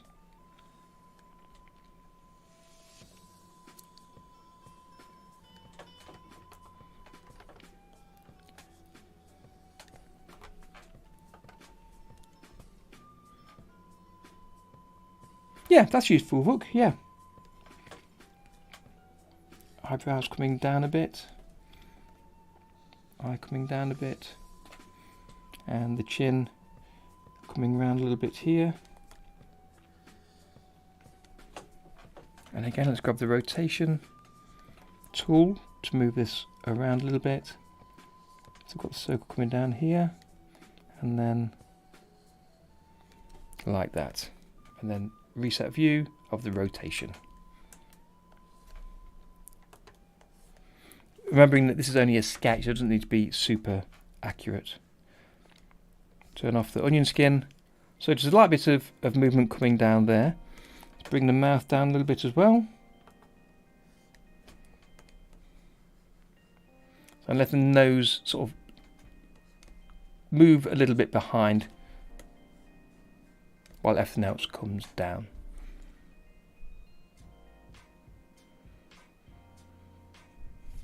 "10 days or so without any workout." Do you mean exercise workout or drawing workout? Because I think I've gone about 3 years without any exercise workout. I need to do something physical rather than sitting at my desk all the time. Okay, slight movement down. And then when it comes down, I want to ease into that. So again, I'll extend the timing a little bit here. And I'm looking at easing into the following drawing. So I'll press Alt-D to create a blank one. And I'm coming down into this drawing, the green one, but I will show the previous, particularly for the nose on here. So I'm looking at the green lines really. Exercise, yes. Do some for me if you don't mind, Anio-san, because I'm I'm not likely to do so. Okay, so I'm going to trace the green line just above, or trace my circle just above the green line here.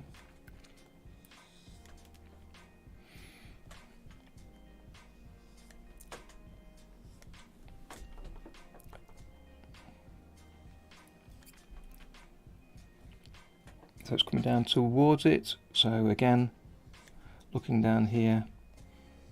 And you don't need to do the full circle, of course, but I think it's useful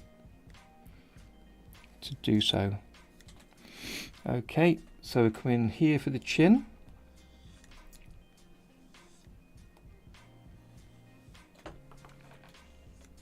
again, I'm going to rotate it. It's a habit I want to get into, something I've not been doing anywhere near enough. In fact, let me fix my keyboard shortcut for those of you that don't know how to do that. If you go to the File menu, hit Configure Shortcuts, and in the top here you can type the name of the command to filter down to get fewer commands. This is to do with rotation, so I start typing rotation and I can see here now the reset command. So I click that and now you just press the keyboard shortcut as it tells you here. So Shift and R was what I believe I used before, and that'll get assigned to that command if it's not used by any other commands. If it is, it'll ask you if you want to change it to this new command or leave it on the old one. So I'll close that, and I've already reset. I've already set the button on the tablet here, I believe, for Shift R. So if I press that button, it now resets my rotation, which makes it much easier to use, which means I'm much more likely to use it. So I've got one button for rotate and one to reset. So I can rotate it and reset it really, really quickly by using that extra command. Thank you, Enyo. Yeah, I've not seen any of your work on the Discords for a while, I don't believe. But yes, when you get a chance, it's always good to see new work there.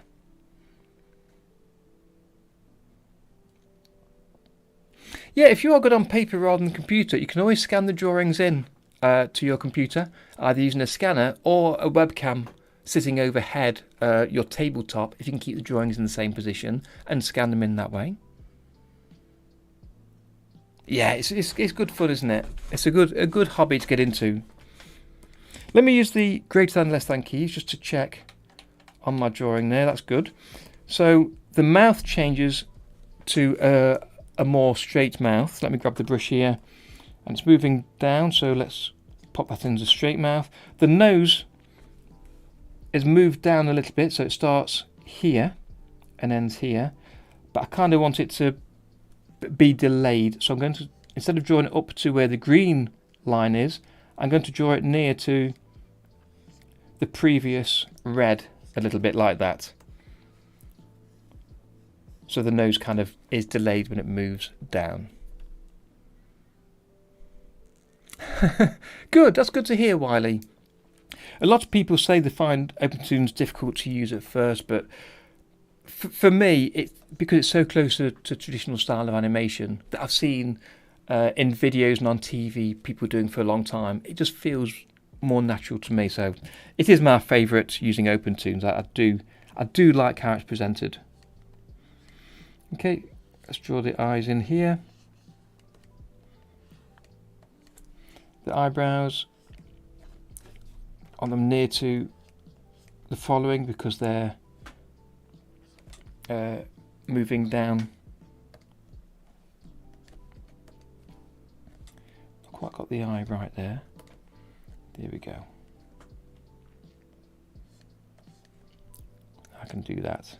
Yeah, so draw the lines near to the following drawing because it's easing into the final drawing there. Yeah, being a free program makes a huge difference to a lot of us, I think, for using this. Okay, let me just step through these. So the circle here at the bottom of the head isn't quite working right, but that's fine. That's sort of an internal thing.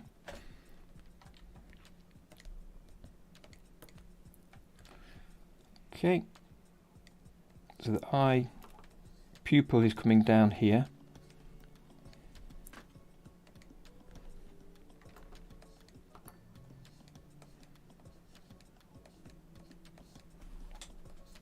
Okay, so let's just play through that small part. So I think what I need to do, because I want the head to sort of move down reasonably quickly, I'm going to make the ease in be one frame. So it goes from the first drawing to slight movement. It can then be 2 frames to sit on that one, and then again the ease into the next drawing can be a single frame as well. So it moves a little bit quicker into there, and then when it comes up I want one ease out. So I'm tempted to reuse drawing number 4, to be honest, because that's an ease in anyway. So let me press the Q key to get a drawing number 4 there. And there. As it then starts to shoot up, because I want a quick movement up with the overshoot and then coming down. But for the overshoot, because it's kind of the peak of the movement, it's got to ease out of that. So I'll draw and ease out of that, so we'll have that whole movement drawn at once here. Grab a bit of water. No, the Prince and the Cobbler I've still not seen yet. It's in my list of videos to watch. I put it in literally a YouTube list of videos I want to get to watch. There's 2 versions I've got in there as well of the Prince and the Cobbler. There's the original one that was created, I believe, or when it was released, it was edited by the company, the animation company, and then a later one that somebody else changed the editing of. So I want to watch those 2. Yeah, absolutely want to watch that. Yeah, it looks really nice. I remember seeing that when he was drawing it. I saw an interview with the chap when he was drawing it before he died, and he showed some clips of it. It was quite a few years ago now, and he showed some clips of the animation, and they were just so beautifully drawn, every one of them. It's no surprising it took so long to do. You can learn from most animations. Yeah, if you take a look at them and see how they're drawn, how their movement happens, you can learn from lots and lots of them. It's one of those hobbies that you can learn across a lifetime. It's not something you pick up and you learn how to do, then you just complete with a hobby. So for instance, you could learn how to play badminton. You can figure out the basic rules really quickly. You can learn how to play it within, 2 or 3 months maybe, and then just play badminton when you're ready as a casual hobby. You can get better over time, but you reach a certain level, then you stay there. With animation, I think you learn throughout your whole lifetime, just get better and better the more practice you do. Okay, let's put a blank drawing in here. So we're easing out of this drawing before he comes down.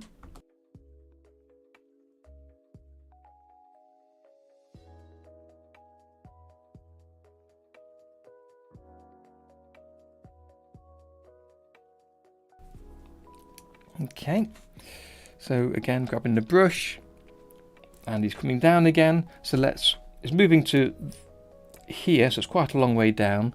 Let me draw the circle a little bit lower. So I'll draw the top part and the bottom part here, and then join them up.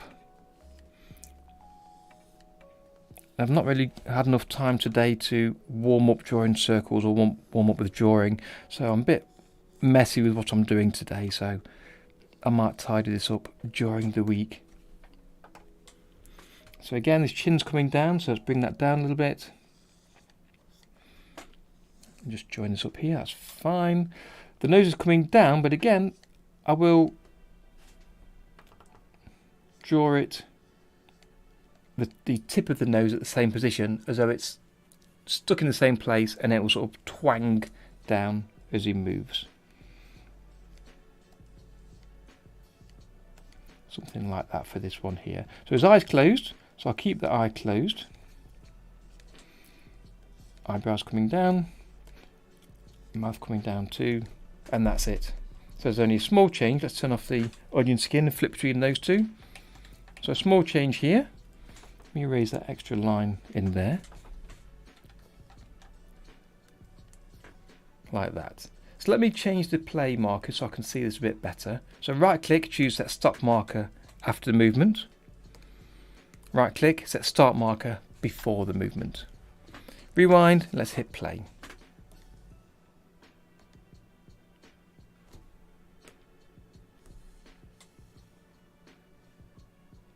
So when it comes down to 5, I might give that a couple more frames there.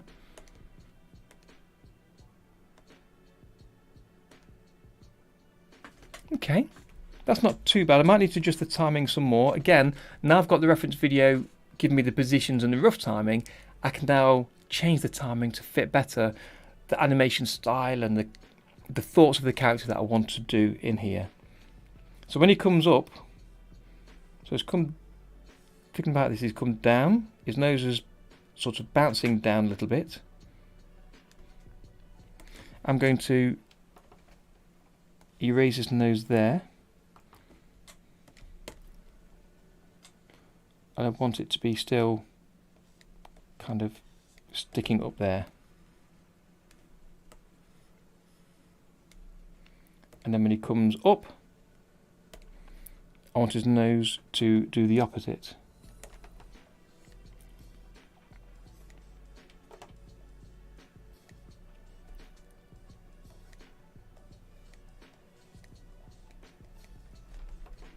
It's kind of coming down onto there.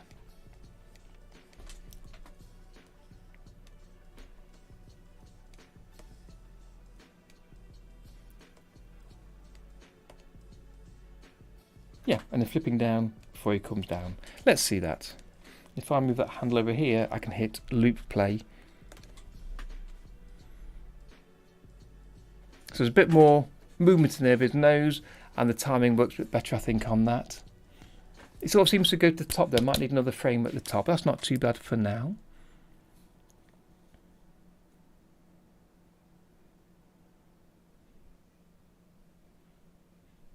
Yeah, I much prefer 2D than 3D animation, look, for the same reason.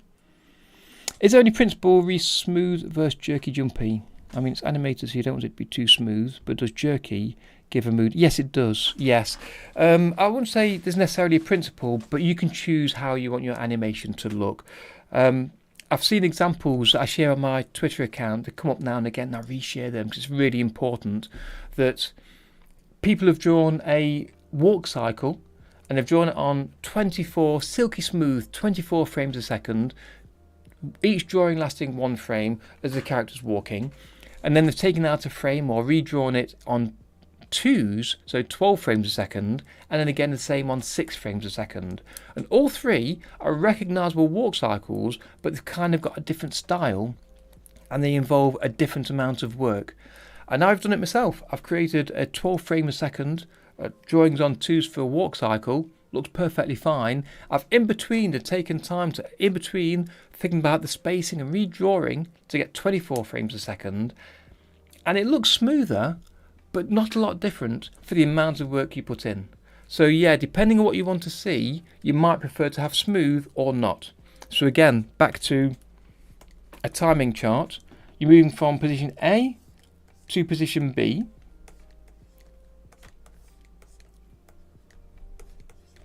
You might decide to have it really smooth, so you do, let's do it by halves. Half there, half here, half again, and then a third to ease into the timing.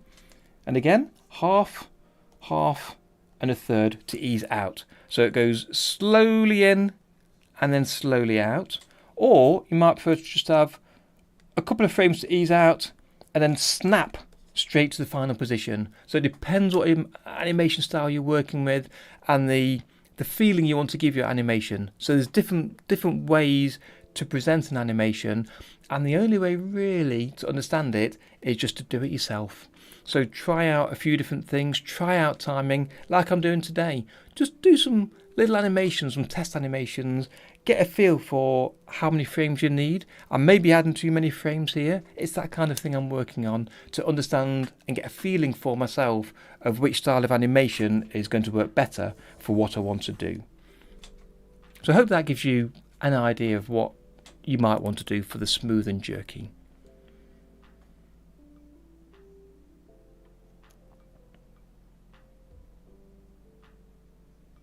That's the thing. Whatever Sutra, welcome to the stream, by the way. Yeah, you don't necessarily need the latest and greatest tools. The basic principle of animation is moving drawings, and every animation program allows you to create moving drawings. So the tools make things a little bit easier at times, but you don't necessarily need them to create a good animation.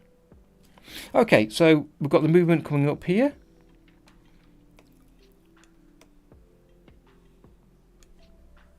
And then down, up,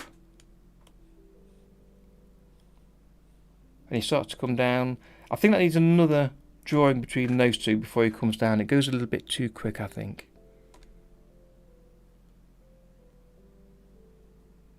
Although I'm tempted to leave that there. The only thing I would change is where his eyes are closed at the top, I think I need to close them sooner. So I'm going to use the selection tool to highlight the eye here, and then press the delete key. Just grab the eraser to clean this up. And I'm going to flip between the two to get the eye in the right place.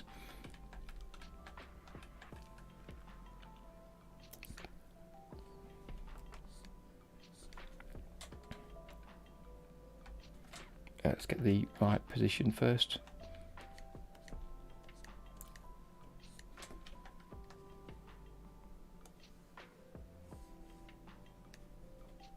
Right, so let's close these eyes as well. So grabbing the eraser, let's get rid of this. Yeah, old Disney films, exactly that, exactly. And what they were doing was drawing on paper. They didn't use software at all in the old ones. But yeah, absolutely exposed. Just get in there, do some drawing yourself, get a feel for what movement is useful. And it's surprising. When I did the experiment with the walk cycle, I was really surprised. Going from 12 frames a second drawings on 2s to 24 frames a second drawings on 1s. Of as smooth as it looked, didn't really make much difference. And the examples I've seen, as I say, with 6 frames a second, still a walk cycle, still recognisable, still tells the story, but again, it's half the amount of work that you need to do. So well worth considering if you really need to do that extra work or not. Okay, let me just flip through these two. So it's coming down here to number 5. So again, actually I'll use the onion skin, will be fine for getting this in the right place.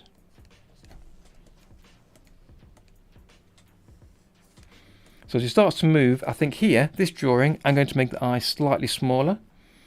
So let's select all of that, delete it, and the erase tool, tidy off the little lines. And then let's have a look at how it might look here. So let's have the pupil is moving down, but his eyes are closing. So let's just do that.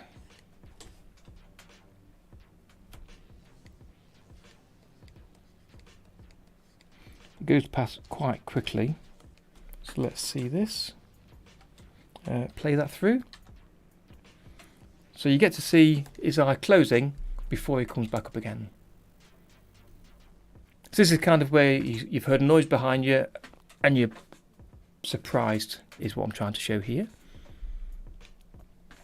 I love some Warner Brothers cartoons, absolutely love them. Yes.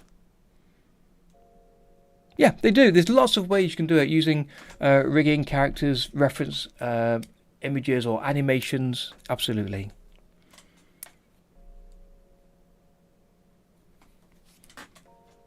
Okay, so he looks up, that's fine. And then next, he's about to turn around. So it is 4 o'clock now. I said I need to go by 4 o'clock. I'm going to have another quick 10 minutes before I disappear. So any last questions, do let me know what you've got in here. To move from facing one direction to face the other, I have got, I want it to move quite quickly, so I don't want too many in-betweens. But what I was thinking, my initial thoughts for this, again, going from, I'll go left to right. It feels more natural as you're turning in that sort of direction. So I've got each side here, and I'm going from right to left. I've already got an in-between in the very centre here. And if I draw what I think I'm thinking of kind of a third either side, so it eases in, and then a third again. And I'm using thirds rather than halves, so I can feel that acceleration. If I go to half, there's exactly the same spacing from drawing 1 to 2 as there is from 2 to 3. But by going to thirds, it means there's more of an acceleration. So between there and there, let me increase that there. So I want a drawing here, Alt D, and here Alt D. So each drawing is lasts for 2 frames each. And by the timing chart, that's drawing number 44, then 46, in fact, let's do it underneath,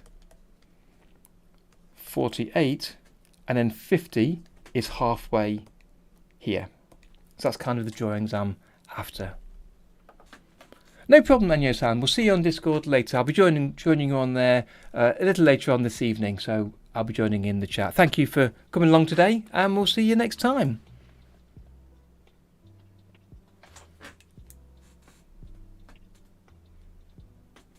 Yeah, the OpenToonz training channel book, I think that's possibly the one from Shun Iwasawa, who is the main developer on OpenToonz. I've not seen anything for quite a while from him being released.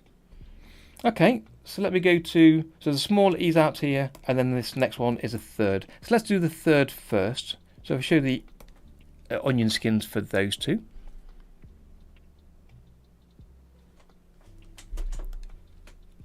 So again, the character, if you remember, the middle way point is dipping down. So I've got the character here, then coming down, exaggerated, then coming back up. So I need to make sure that as he moves, he's coming down like this, and then he comes back up. It follows that same arc. So you've got the smooth movement throughout all of those drawings. So the first drawing is going to be really close to the red for an ease out, but this is 1/3 of the way. So there's the first drawing and the second. Halfway will be there, but I want a third for an ease out. Kind of that sort of position is what I'm looking for here. So again, let's draw the circle first. Now start off with the clear top position of this, like that, and then the bottom of it is near to the red, so again like that.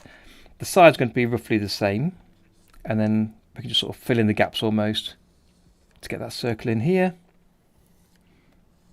like that. Remember, this is only the rough layer, so I'll draw it neat afterwards, so it gives us a little bit of leeway to be rough and ready with our lines. And again, for the chin, it's turning around slightly, so near to the red here is like this. The chin is going to be here, and again, grabbing the rotation tool makes it easier for me to do that, reset the rotation. So it's moving around, so the nose are going from there to here, and trying to think about the nose moving around the three-dimensional space here. So he was facing that way with the centre line between his eyes, moving to here, so it's kind of like there for a third. Okay, so the nose excuse me, will be, it's coming over the line of the previous one, something like this in there. Okay, the eyes,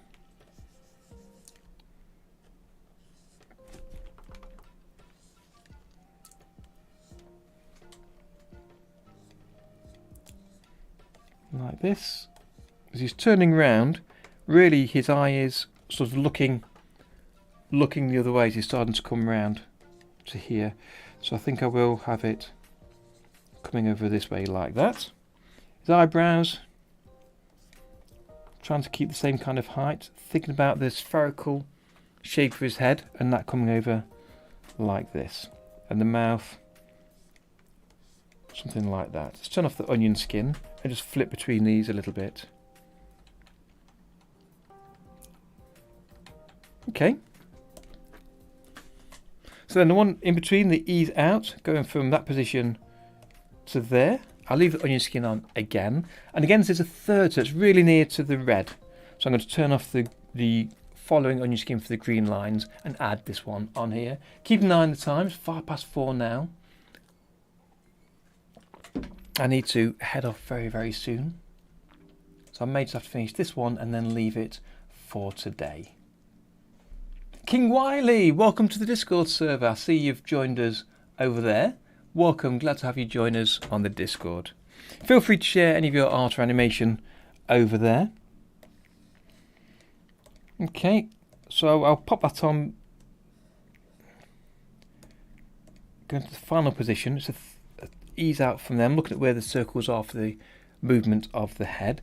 So again, going slightly, only a third from the red, so let me draw the line at the top, and a little one at the bottom here. So it really is just favouring the previous drawing a little bit there.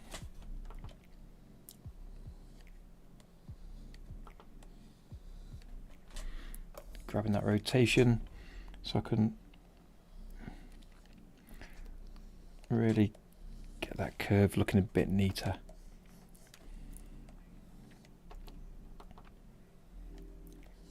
Reset that.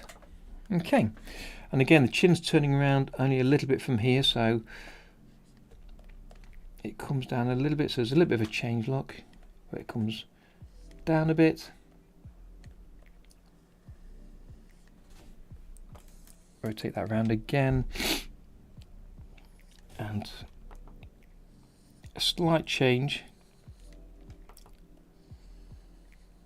Some of my line drawings here today are quite terrible. We really need to warm up really before I start on these drawings. Okay, the eyes again moving only slightly as he's turning around, so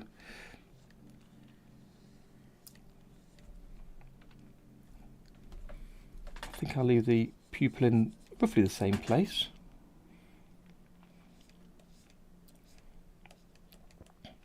Like this. The nose, again, a little bit of a turn, so let's bring that in, and a little bit of a movement down. Like that. And the mouth just moves over slightly, like that. Eyebrows,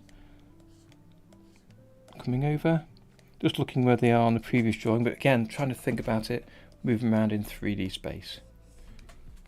So that's kind of, the movement is moving around there. Let's bring that nose in a little bit more.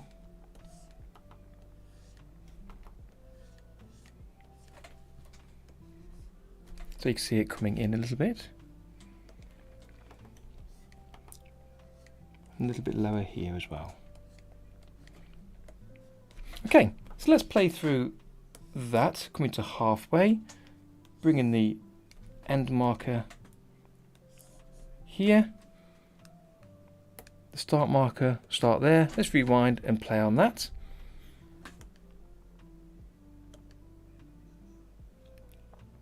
It's on loop play, be able to see it a bit easier. That's not too bad, that's not too bad at all. So I need to finish off the movement out of the other side. So I've got the, as I've drawn here so far, let me grab a pencil. So I've done those drawings there. So the start drawing, the centre, and the 2/3 easing there. So let me try the other side. Let me put in the blank drawing, so Alt D and Alt D. So I've got two drawings here for a third and a third in the same way. So it's a third easing into the final drawing, and then a third easing out. So let's just... Okay, so rather than that drawing being held, now I've got the blanks, you've kind of got the timing of showing a bit better. Let me, because I can't complete this, I need to really get off. So let me just throw in a small sketch for the nose to give me an indication of where we're going here. So we're easing into the green drawing, so onto third into the green. So again, let's get the edges drawn of the circle, so third into the green. It's worth reminding yourself of this as you're drawing, because it's easy to ease out instead of ease in.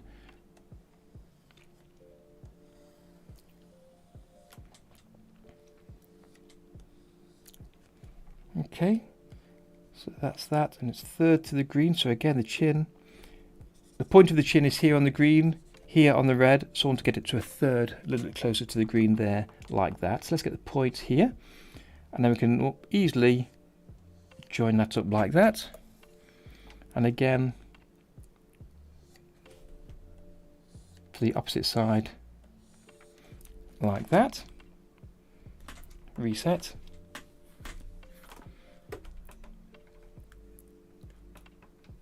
Okay, and that's a third over.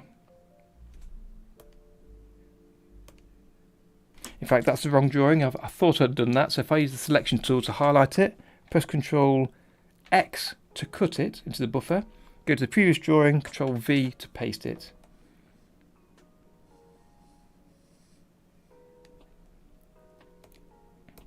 That's right. And then the final one is a third between those two. So let me do those circles for those as well. So a third, again, to the green, remind myself to the green, so really close to the green line. There's the top circle, there's the bottom, and the sides. It's exactly the same on the left, different on the right.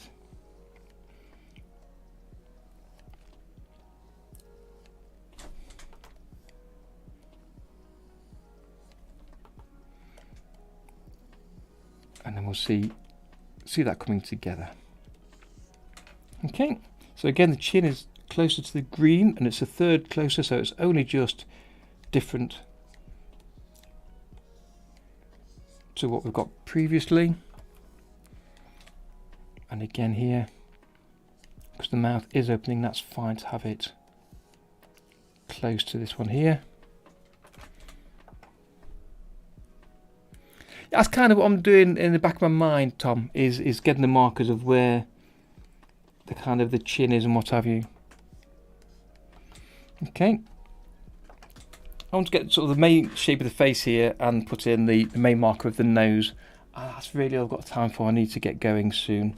So turn this off. So drawing number 12, which is the center one, going to 15. First we've got a third of the way between there and there. So the nose is here, going to here. It needs to be more than halfway. So again, that's thinking about the rotation and the arcing around. Yes, I understand. Yeah, to mark more along the line.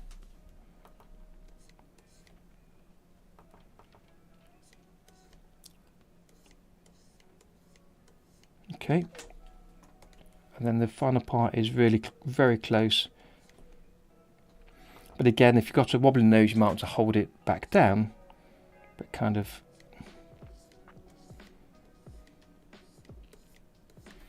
like that. That's kind of my gut feeling of where it is. So let me just hit loop play on that and see.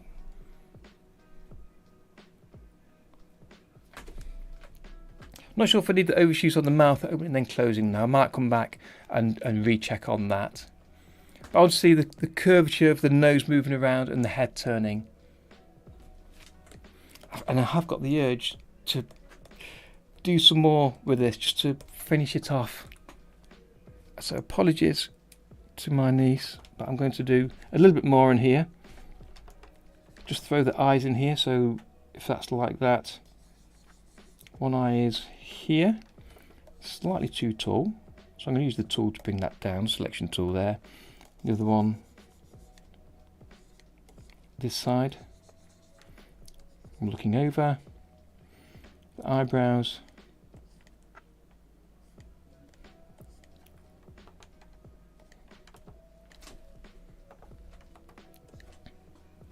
The mouth again coming over, still closed, and the next one is where it needs to be opening up really.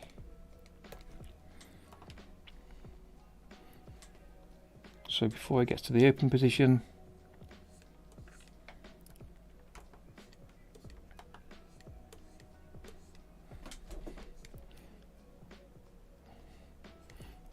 I want to show the top of the mouth here.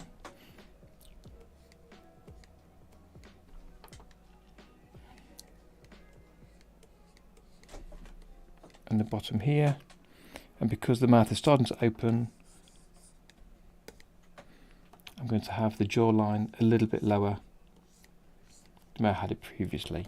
Okay, something like that.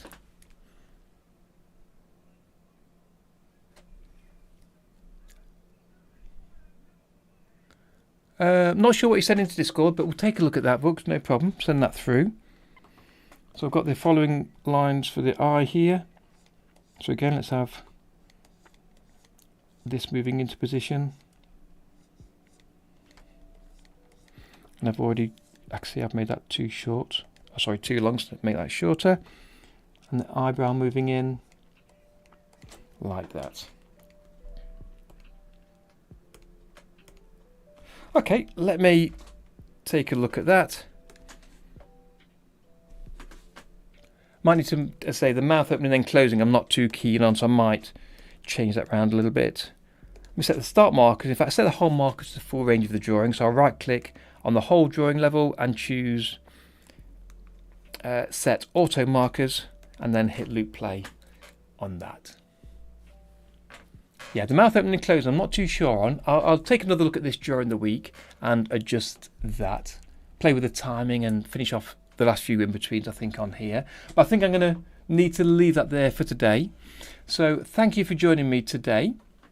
Hope you've enjoyed the stream. That's been very much worthwhile for me to look at. Having the reference video I think behind this compared to just drawing it from memory, from my imagination, has really helped I think on getting that and maybe focus more on three-dimensionality. I need to keep pushing that to try and make these drawings and the movement look less flat. So I'm going to look at this more during the week to see what I can do with this and improve it. I'll share it on the Discord server and probably on Twitter as well later in the week to show you where I am. So thanks for joining me today. Hope you've enjoyed it. As I say, and I've said before, if you've enjoyed this stream and you enjoy any of my videos that I share, then do hit the like button on them to let people know, let YouTube know how useful it is, and they will then share the video to more people. Add a comment where you can, that's always useful as well. And that helps videos to get out to more people.